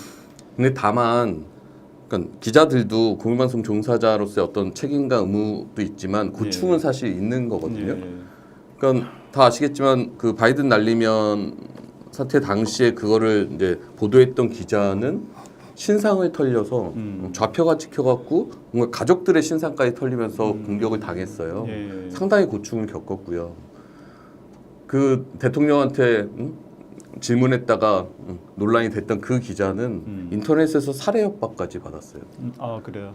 그래서 이제 경찰이 보호도 하고 이랬던 상황도 있었고 지금도 보호하고 있나요? 그때 이제 그 이후로는 좀 잠잠해서 그쳤죠. 그리고 뭐 내부 기자 중에는 뭐 고발을 3차례나 당해서 언제 압수수색 당할까 우려하는 기자들도 있고. 이게 그러니까. 진짜 이거 마음 아프고 그런 게 뭐냐면 바이든 날리면을 그 지금 대통령실 내세운 논리가 국익 훼손이라는 거 아니에요. 근데 무엇이 국익이냐면 외국에서 보냐면 아 한국은 대통령이 국민을 저렇게 거짓말로 속일 수 있는 나라구나.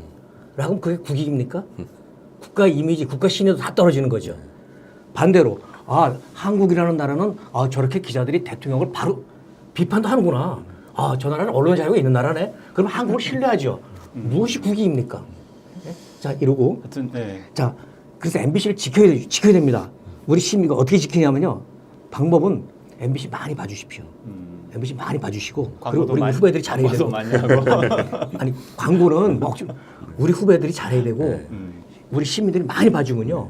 그럼 함부로 뭐 손대지 못합니다. 지금 바이든 많이 날리면에 봐주십시오. 대해서 저 1심 법원에서 정정 보도하라고 네네. 판결했잖아요. 예. 개인적으로 어떻게 생각하세요? 뭐 기본적으로 뭐 법원 판결을 존중하고 싶은 마음은 있지만 이번 판결은 정말 좀 받아들이기 어려운 정말 권력이 기운 판결이다라고 보이고 뭐 여러 이슈가 돼서 이제 기사화는 됐지만 크게 보면 외교부가 당사자 적격이 있다라고 좀 보기 어렵다고 보이는데 예, 그 당사자 해당 적격 그 문제도 보도에 있죠. 외교부란 글자 한자도 나오지 않거든요. 근데 외교부가 소송을 냈잖아요. 그리고 보통의 이런 정정보도 청구 소송에서는 입증, 무엇이 옳은가에 대한 입증은 소송을 낸 사람이 입증을 해야 돼요. 근데 그 입증 책임을 대통령의 말을 어떤 과학적 사실 이렇게까지 뭔가 복잡하게 만들면서 언론사에게도 입증 책임이 있다는 식으로 이제 바뀌었단 말이에요. 그러니까 지금 정정 보도를 하라는 거는 그러니까 보통의 정정 보도는 자 바이든은 뭐 그 보도가 어떻게 쪽팔려서 이런 식으로 보도를 했는데 그게 아니고 바이든 날리면 이렇게 보도를 하라는 건가요? 그게 아니에요. 아니잖아요. 그냥 지금. 바이든은 이라고 말한 사실이 없는 것으로 밝혀져 이렇게 정정 그렇게 보도를 정정 하라는 보도를 거예요. 하라는 근데 거죠. 그거 그거 소송 자체가- 과정에서도 밝혀지지 않았어요. 그러니까 그거 자체가 오보가 될 수 있는 거 그렇죠. 아니에요? 네. 저는 그렇게 보이더라고요. 그러니까 그 판결문 내에도 바이든은 이라고 말했는지에 대해서 판독 불가다라고 하고 그러니까요. 명확히 밝혀지지 않았다는 얘기가 한 두세 차례 서너 군데 나와요.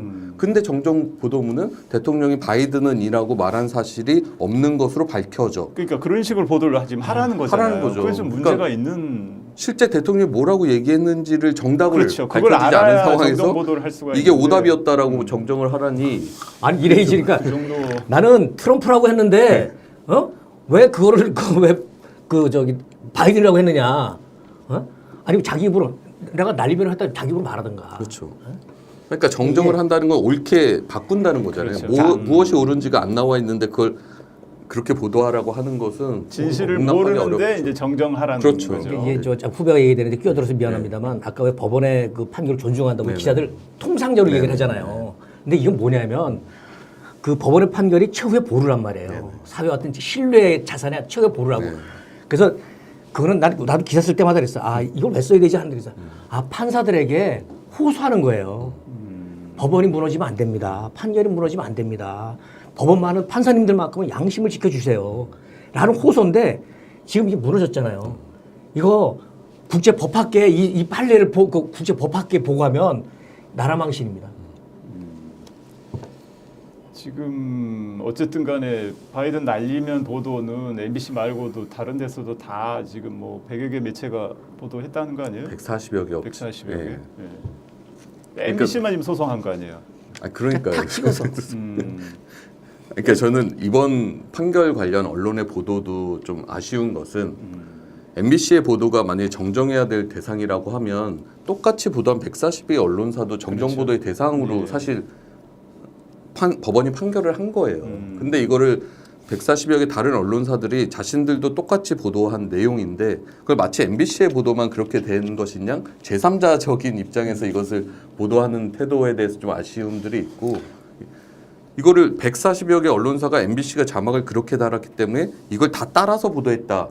이거는 언론의 어떤 기본적인 자존심. MBC를 인용 보도한 건 아니잖아요. 아니란 말이에요. 네. 그 똑같은 자료를 갖고 자기들도 똑같이 해석해서 그렇죠. 예. 같이 보도를 했단 말이에요. 그러니까 이 얘기 그 얘기는 잘 들었을 것 같은데 그때 뉴욕에서 네네. 이거 뭐 그저 승인 안 해주면 뭐 요 얘기를 기자가 듣고 그다음에 대통령실에 있는 공보 담당자들도 들었다는 거 아니에요. 같이 와서 듣고 했다는 그러니까 거. 그 얘기 좀 해줘봐요. 예. 그러니까 이게 뭐 MBC만의 판단이 아니라 그때 그 현장에서 그 들은 기자가 요것을 현장에 있던 기자들이랑도 같이 들은 공유하죠. 거예요. 예. 그게 어차피 공유된 파일이거든요. 그렇죠. 모든 예. 언론사가 다 갖고 있는 파일이에요. 풀로 그것을 들어가서. 현장에 있는 기자들이 나눠서 듣고 현장에 있는 기자들도 이 내용이 맞겠구나라고 판단을 한 거고 다 문제가 현장에 있겠네요. 있던 대통령실 관계자들도 이것에 대해서 반박을 하지 못했어요.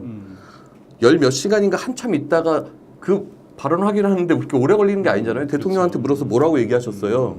라고 해서 이렇게 만약에 난리면이라고 얘기했다고 하면 그때 당장 정정했어야 돼요. 왜냐하면 정부 입장에서 이게 엄청난 국익훼손이라고 했잖아요.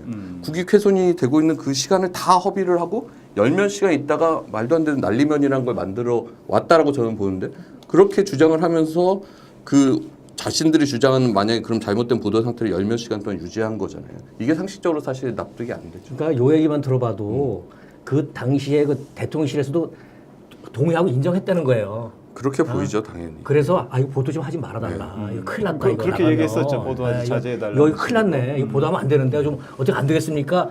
라는 게 이제 기자들에 대해 요청을 했던 거고 근데 기자 입장에서는 이것을 보도하는 것이 그 언론의 역할이 있죠. 그러니까 언론이 해야 될 일인가? 네네. 국익이 어떻게 되는 다 판단해서 하는 거죠. 네네. 지금 이번 정정보도 판결을 한 그런 판사의 판단 능력이랄까 네. 결과에 대해서 별로 신뢰를 안 하시는 편인 거죠. 신뢰하기 어렵죠. 이 판결은 사실 전혀 받아들이기 어려워요. 오케이. 그래서 뭐 항소해서 뭐 2심에서 계속 좀 다퉈야 될 것 같고 저희들은 사실 들린 대로 보도하는 거예요. 그러니까 언론사가 매번 뭐 자막을 달고 할 때 무슨 자막이 들리는 것을 들린 대로 썼는데 이걸 늘 무슨 검증을 받고 어디 분석을 해서 하는 것 자체가 상식적이지 않잖아요. 선입견을 가지고 한 게 아니다. 저희는 들린 대로 보도했을 뿐이고 모든 140여 개 언론사들이 똑같이 늘 하던 대로 들린 대로 보도했을 뿐이에요. 지금 근데 어쨌든 간에 이 보도 관련해서 지금 방송통신심의위원회에서 지금 요번에 이제 6대1로 바뀌었잖아요. 네네. 위원 구성이. 네.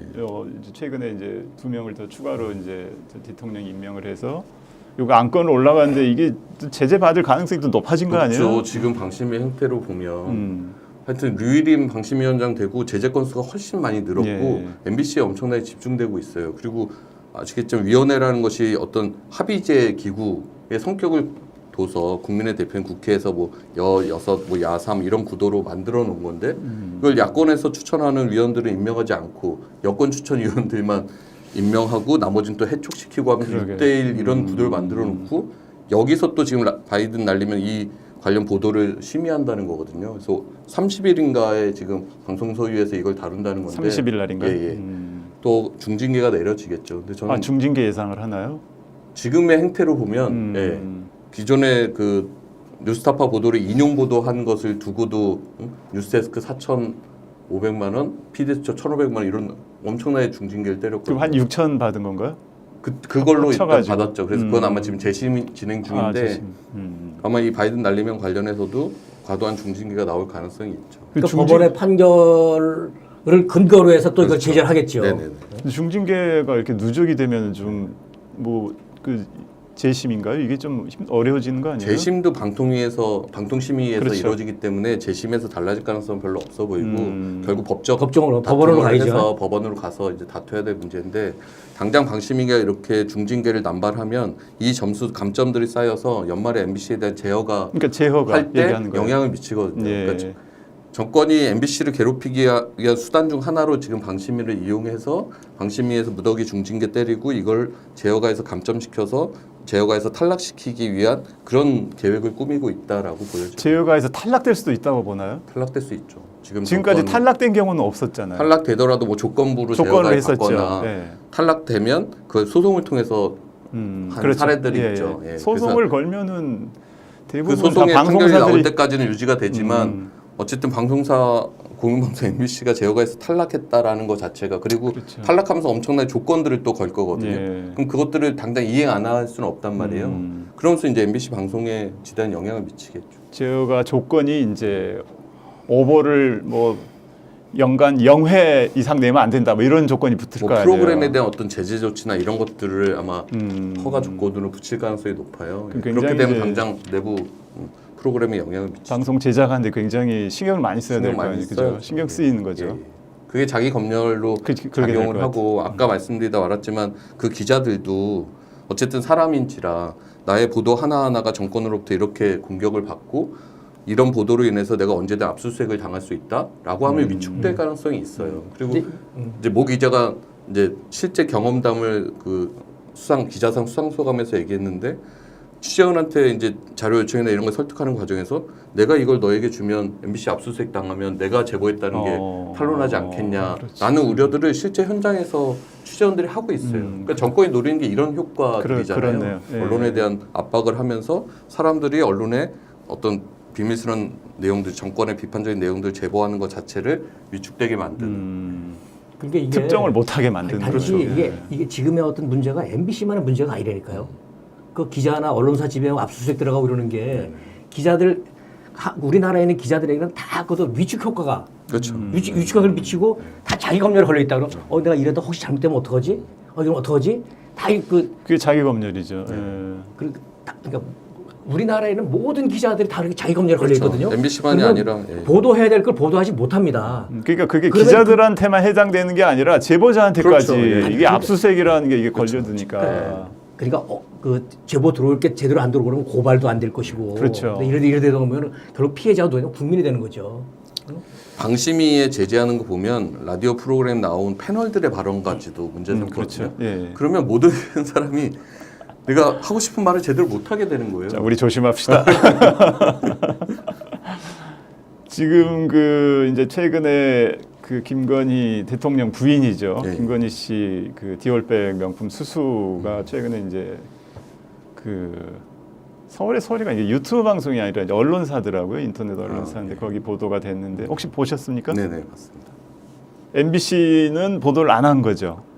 인용 보도를 나중에 했나요? 나중에 인용 보도를 했죠. 예. 그 그게- 화면도 썼나요? 그러면? 네 화면도 써서 인용 보도를 했는데 뭐 인용 보도 시점이나 이런 건 방송 아마 유튜브로 방송되고 한 좀 조금 어느 정도 있다가, 시기가 지난 예. 다음에 이게 이슈화가 되고 뭐 검찰에 고발이 되고 그런 상황에서 제재가 MBC 가 두려운 건가요?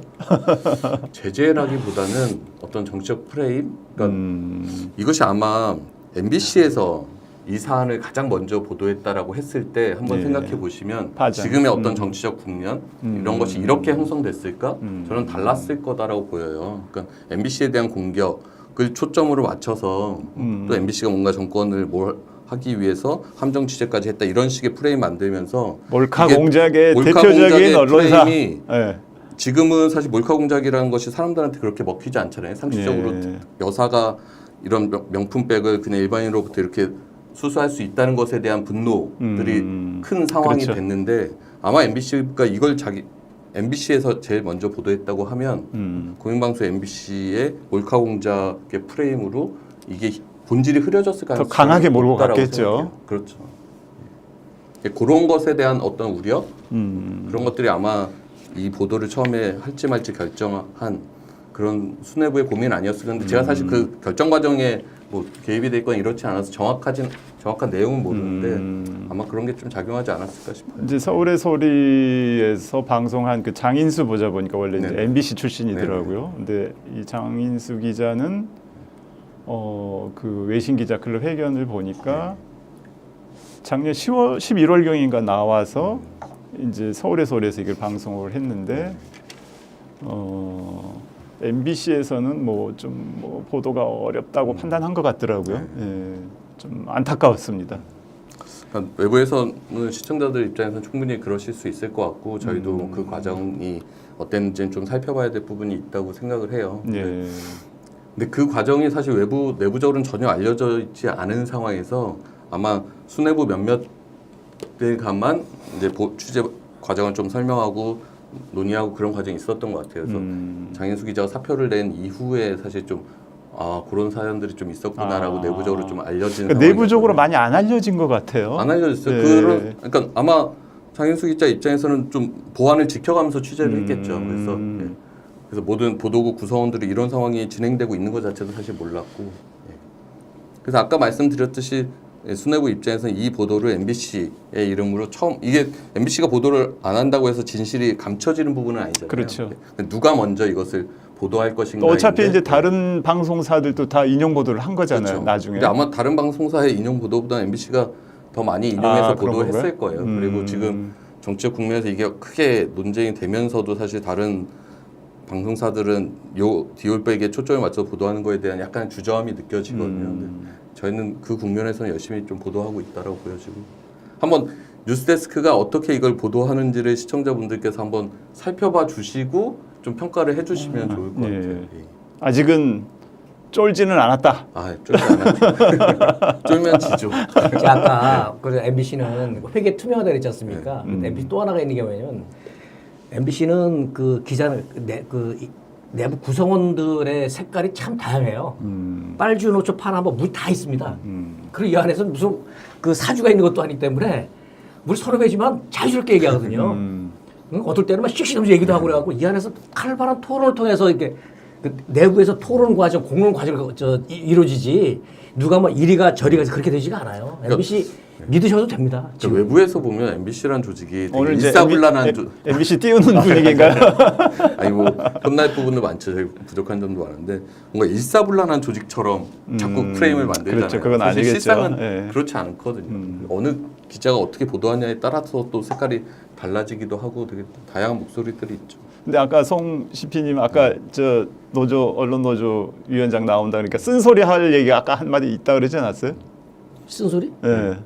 아까 방송 전에 무슨 해줄 얘기가 있다고 항상 MBC를 전부 다 신뢰하는 건 아니다. 아, 뭐 이런 예, 할 얘기- 이런 게 있습니다. 이게 그 바깥에서 MBC에 대해서 좀 부정적인 인식을 갖고 있는 분들이 꽤 있어요. 특히 보수 쪽에서 이제 이분들이 갖고 있는 게 뭐냐면 하나가 이제 좌파 방송이라는 건데 좌파 방송이다 또 호남 사람 많다 이런 얘기하는데 그거 진짜 악의적인 프레임이에요. 그 MBC는 방송 강령이 있습니다. 같이 우리 구성원들이 정한 방송 강령에 따라서 그러니까 저희가 이제 그 우리 지향 그 방향으로 가는데 방송 강령 안에 우리 인권, 소수, 사회적 약자, 노동, 복지, 환경, 기후 다양하게 들어 있어요. 응? 우리 이제 글로 가는 건데 그걸 보고 그걸 보고 뭐 좌파다 그러는데 그러시면 안 되는 거고요. 그다음에 이제 제가 좀만 얘기하면 PD 수첩이 광우병 그 보도했었지 않습니까? 네. 이거를 자꾸 광우병 사태가 MBC PD 수첩 보도 때문에 이루어졌다고 자꾸 그래서 MBC 무슨 불순 세력처럼 사회 그 혼란을 부추기는 그런 집단처럼 자꾸 매도를 하시는데 광우병 사태의 본질은 MBC PD 수첩 보도가 아니고요. 이명박 정부가 그 부시 정부에게 굴욕적인 협상을 한 겁니다. 예? 불평등한 굴욕적인 그 협상을 해서 대만도 일본도 다 수입하지 않는 그때 광우병에 그 위험한 우리는 다 개방했잖아요. 그때 그래서 그 우리 국민들이 자존심이 상해서 들고 났던 거예요. 그게 본질이지. MBC 그 PD 그게 아니거든요. 근데 자꾸 거기다 어떤 부정적인 걸 자꾸 씌워요. 계속 그러니까 그 이후에 어떤 파장이 커지면서 사실 재협상도 진행되고 그랬었죠. 그럼요. 그래서 우리 그게 건강 그게- 지킨 거거든. 그게 성과죠, 네. 사실은. 그리고 뭐 호남 이런 얘기는 저 입사할 때부터 제가 2003년에 입사했는데 아, 그래요? 87년에 그때부터 입사했는데 돌던 똑같은 찌라시가 지금도 20년 돌아요. 넘게 지금도 돌아요. 그 어르신들 카톡에서 돌더라고요. 그러니까 그건 사실 이호찬 명백한- 법무장은 어디세요, 고향이? 서울이에요. 서울이죠. 이걸 밝혀야 되는 것도 되게 아니 말로 하면 이거 확인해야 돼, 이제 앞으로. 내가 억울해서 이 얘기는 하나 해야 될 거다. 잠깐만 이 시사매거진 2580 할 때 그 고엽제 있지 않습니까? 파월 용사들, 파월 장병들 고엽제 후유증이 자기 2세한테도 이게 뭐가 대물림이 돼요. 그걸 취재해서 2580에서 보도를 하고 뉴욕 그 방송 페스티벌도 나가서 거기 진출도 하고 그랬었는데 그때 취재를 해보니까 그 전국에 있는 고엽제 피해자들 쫙 와서 취재를 했었거든요. 그 당시까지만 해도 그 파월 장병들이 뭡니까? 국가의 부름을 받고 남의 나라 전쟁터 다녀온 사람들이잖아요. 거기서 뭐 일단 고엽제 휴증 얻은 사람들인데 국가가 돌보질 않았어요. 국가가 돌보질 않았다니까. 굉장히 어렵게 살고 있었어요. 그걸 저희가 보도를 했다고요. 저희가 보도를 하고 그다음에 그 여러 가지로 그 치료라든지 보상이 달라졌습니다. 지금 고엽제 그 피해자들 그 처우라든지 굉장히 괜찮아요. 국가가 잘 돌보고 있다고 봐요. 그런데 제가 얘기하면 저희가 그때 이를테면 좌파 방송의 경우는 왜 고엽제 피해자를 하겠습니까? 이분들이 국가에서 관심 밖에 있는 약자라고 봤기 때문에 제가 보도를 한 거고요. 그래서 정부가 국가가 돌보기 시작했던 건데 제가 드리고 싶은 말씀은 그리고 한참 지났는데 MBC 앞에서 고엽제 전화해서 뭐 가스통 들고 와갖고 좌파 방송인이 빨갱이 이러는데 저 굉장히 억울하더라고요. 저희 보도 때문에 알겠습니다. 고엽제 피해자 여러분들 좌파도 아니고 좀 좌파 아니에요. 가짜 프레임이에요. 좌파도 아니고 외부를 우파도 안 아니고 저희 진실파다. 방송이 없었으면 진실파. 고엽제 전후에 그만한 대우 못 받았습니다. 진실파가 되려고 노력을 하는 거죠. 아, 그러니까 더 그래요? 노력해야 되는 거지 오케이. 저희가 내부가 이념적으로 뭔가 갈라져 있거나 이러지도 않아요. 자, 확실하게 자, 아니 억울하더라니까 그때. 좋습니다. 입장을 그 지금 이제 언론노조 MBC 본부장 하신 지 지금 얼마나 되신 거예요? 작년 3월부터 해서요. 이제 한 10개월 정도 됐습니다. 그 이제 새 정부 출범하고 나서 네네. 그러면은 새 정부의 뭐 그 홍보 라인이나 네. 방송국이니까 아니면은 뭐 방송위원회나 방송통신심의위원회 네. 이런 사람들하고 혹시 교류가 있습니까? 같이 식사를 하거나 회의를 하거나 만난 적이 있어요? 그럴 일은 없죠. 그런 일 전혀 없습니까? MBC 노조를 어떻게든 때려잡으려고 하시는 분들이라서. 교류는 전혀 없는 네. 거네요. 네. 근데 다만 제가 이제 위원장 되기 전에 이제 정치팀에서 국민의힘 출입 아, 기자를 그랬어요? 2년 반 동안 했어요. 그래서 대선 이후까지 해갖고 저는 사실 그때만 해도 뭐 이제 이전 정부에 대한 뭐 국민들의 어떤 불만이나 이런 것들도 있었고 어떤 국민의힘이 전 정권을 비판하면서 뱉었던 그 수많은 말들을 옆에서 쭉 지켜봤잖아요. 예. 그런 사람들이 정권을 잡고 이렇게 한순간에 돌변할 거다라고는 사실 상상을 잘 못했어요. 그러니까 예. 어떤 말 전 바꾸기. 정권의 내로남불 프레임이나 뭐 유체이탈 합법이나 이런 것들을 엄청나게 프레임으로 만들어서 결국 그걸로 국민들을 설득해서 당선이 됐단 말이에요. 근데 하나 걱정됐던 거는 윤석열 대통령이 선거 기간 내내 예. 정말 그 지역을 돌면서 유세를 하잖아요. 예. 그 유세를 처음부터 끝까지 이념 얘기로 음. 올인했어요. 그래서 좀 이렇게까지 진짜 많이 계속 따라다니셨겠네요. 저는 이제 지휘하는 역할이니까 아. 안에 내부에 있었고 이제 현장 기자들이 그렇군. 현장에 나가서 그런 것들 듣고 저희는 기사가 오면 데스킹을 보고 이런 역할을 했죠. 그런데 유세 내내 정말 이념 이야기만 하더니 정말 정권을 잡고 났더니 그대로 하더라고요. 그래서 좀 안타까워요. 그래서 이 정권이 처음에 등장했을 때 국민들이 기대했던 것의 어떤 최소화를 너무 빨리 저버린 것 같아서 자, 그러면은 그 국민의힘을 출입을 하셨는데 네. 그쪽 사람들하고는 친분이 있을 거 아니에요. 있죠. 예, 예. 노조위원장 되고 나서도 가끔 연락하거나 저는 식사하거나 잘 안 해요. 국힘에서 좀 보도 좀 잘 좀 하게 좀 분위기 좀 잡아줘 이런 얘기 할 수도 있을 것 같은. 얘기조차 조심스러워하는 것 같고 그래요? 어떻게든 MBC를 때려잡아야 된다라고 어. 생각하는 기류가 있으니까 거기에 내부의 상식적인 인사들도 예, 그런 그렇게 언어한 이제 대놓고 뭐 얘기는 사실 못하는 상황. 그런 세력은 예. 아예 찾아볼 수도 없고 네. 잘못 또 접근했다가 또 내부적으로 네네. 찍힐 수도 있고 예, 그런 예. 거예요. 지금 이제 YTN 이제 민영화 작업이 한창 진행 중이고 KBS 이제 아까도 얘기했다시피 수신료 이제 분리징수 하면서 이제 이게 뭐 고사시키려는 분위기 아닙니까? KBS를? 그렇죠. KBS 뭐 지금 뭐 그 ETV도 수신료 얘기하면 정말 이해할 수가 없는 게 방통위가 그때 설명자료 내면서 예.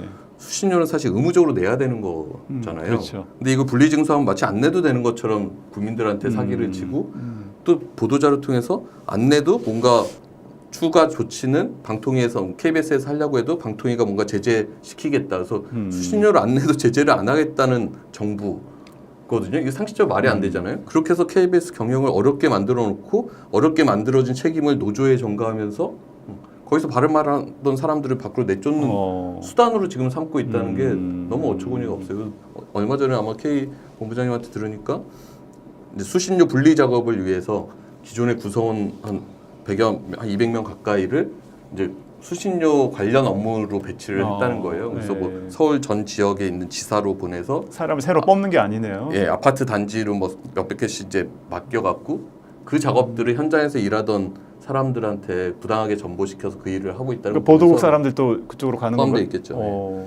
그래서 MBC가 과거에 이명박근혜 정권 당시에 수많은 부당 정보 통해서 외부에 쫓겨나서 보도와 마이크를 뺏기고 이런 과정들이 KBS에서 지금 똑같이 벌어지고 있는 상황이더라고요. 심각하네요. 자, MBC도 지금 남의 일 아닙니다. 남의 일 아닙니다. 지금 이제 예전에 보니까 언제부터인지 그 오래 전부터 MBC도 민영화 얘기들이 조금씩 나왔었더라고요. 근데 실행은 안 됐었는데 지금 정부가 하는 거 보면 할 수도 있다는 생각이 들어요. 전 뭐든 할 수 있다고 생각해요. 그러니까 지금 정부가 작년 이제 하반기에 하려고 하던 계획이 틀어진 거잖아요. 네. 그럼 아마도 지금 다시 MBC를 장악할 때 뭘 할 수 있을까를 엄청 꼼꼼하게 준비하고 있고 일을 갈고 있을 것 같아요. 그런 상황 보면 사실 MBC 민영화도 MBC의 자산이 좀 많은 편이어서 그리고 우리 방송법에 자산 10조 이상의 대기업은 지상파 방송의 10% 이상을 소유할 수가 없어요.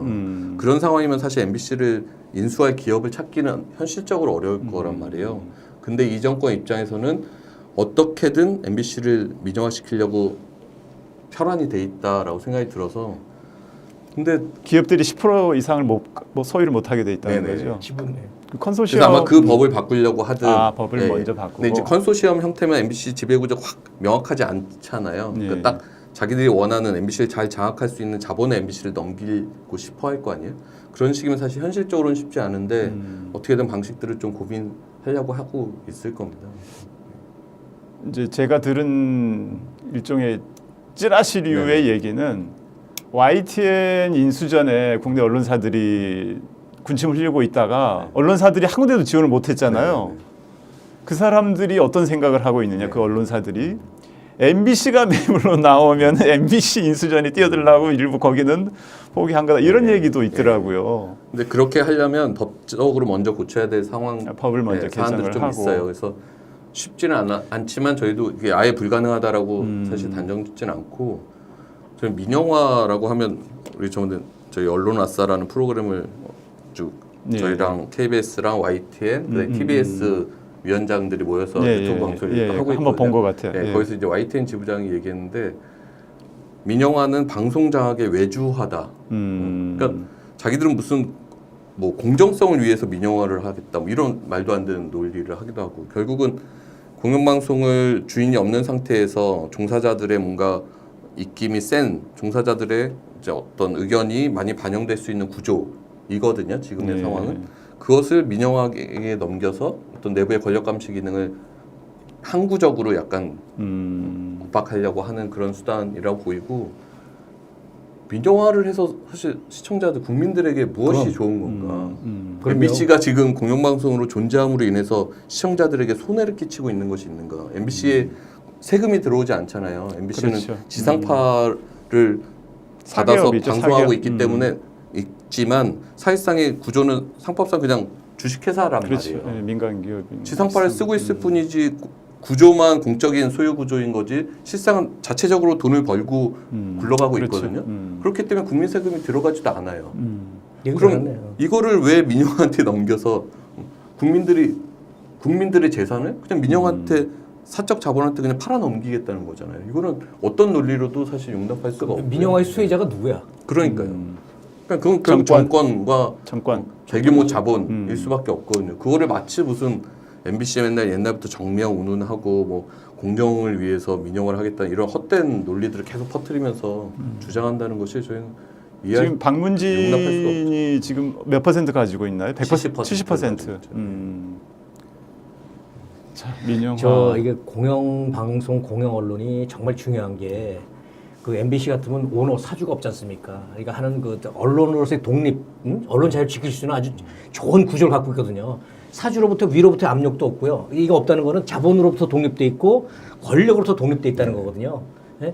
이런 언론은, 그러니까 이런 공영 언론이 있어줘야지. 그래야지 어떤 그 국민들이 그 세상을 보고 판단할 때, 예? 기준점이 될 수 있는 거거든요. 그리고 MBC 안에는 그 여러 가지 어떤 뭐 그 아까 보신 방송 강령이든지 언론 윤리라든지 뭐 보도 준칙이든지 잘 돼 있습니다. 그리고 그 누가 뭐라고 하기 전에 아까 바이든 날리면서 이 안에 윤리 다 따져가면서 합니다.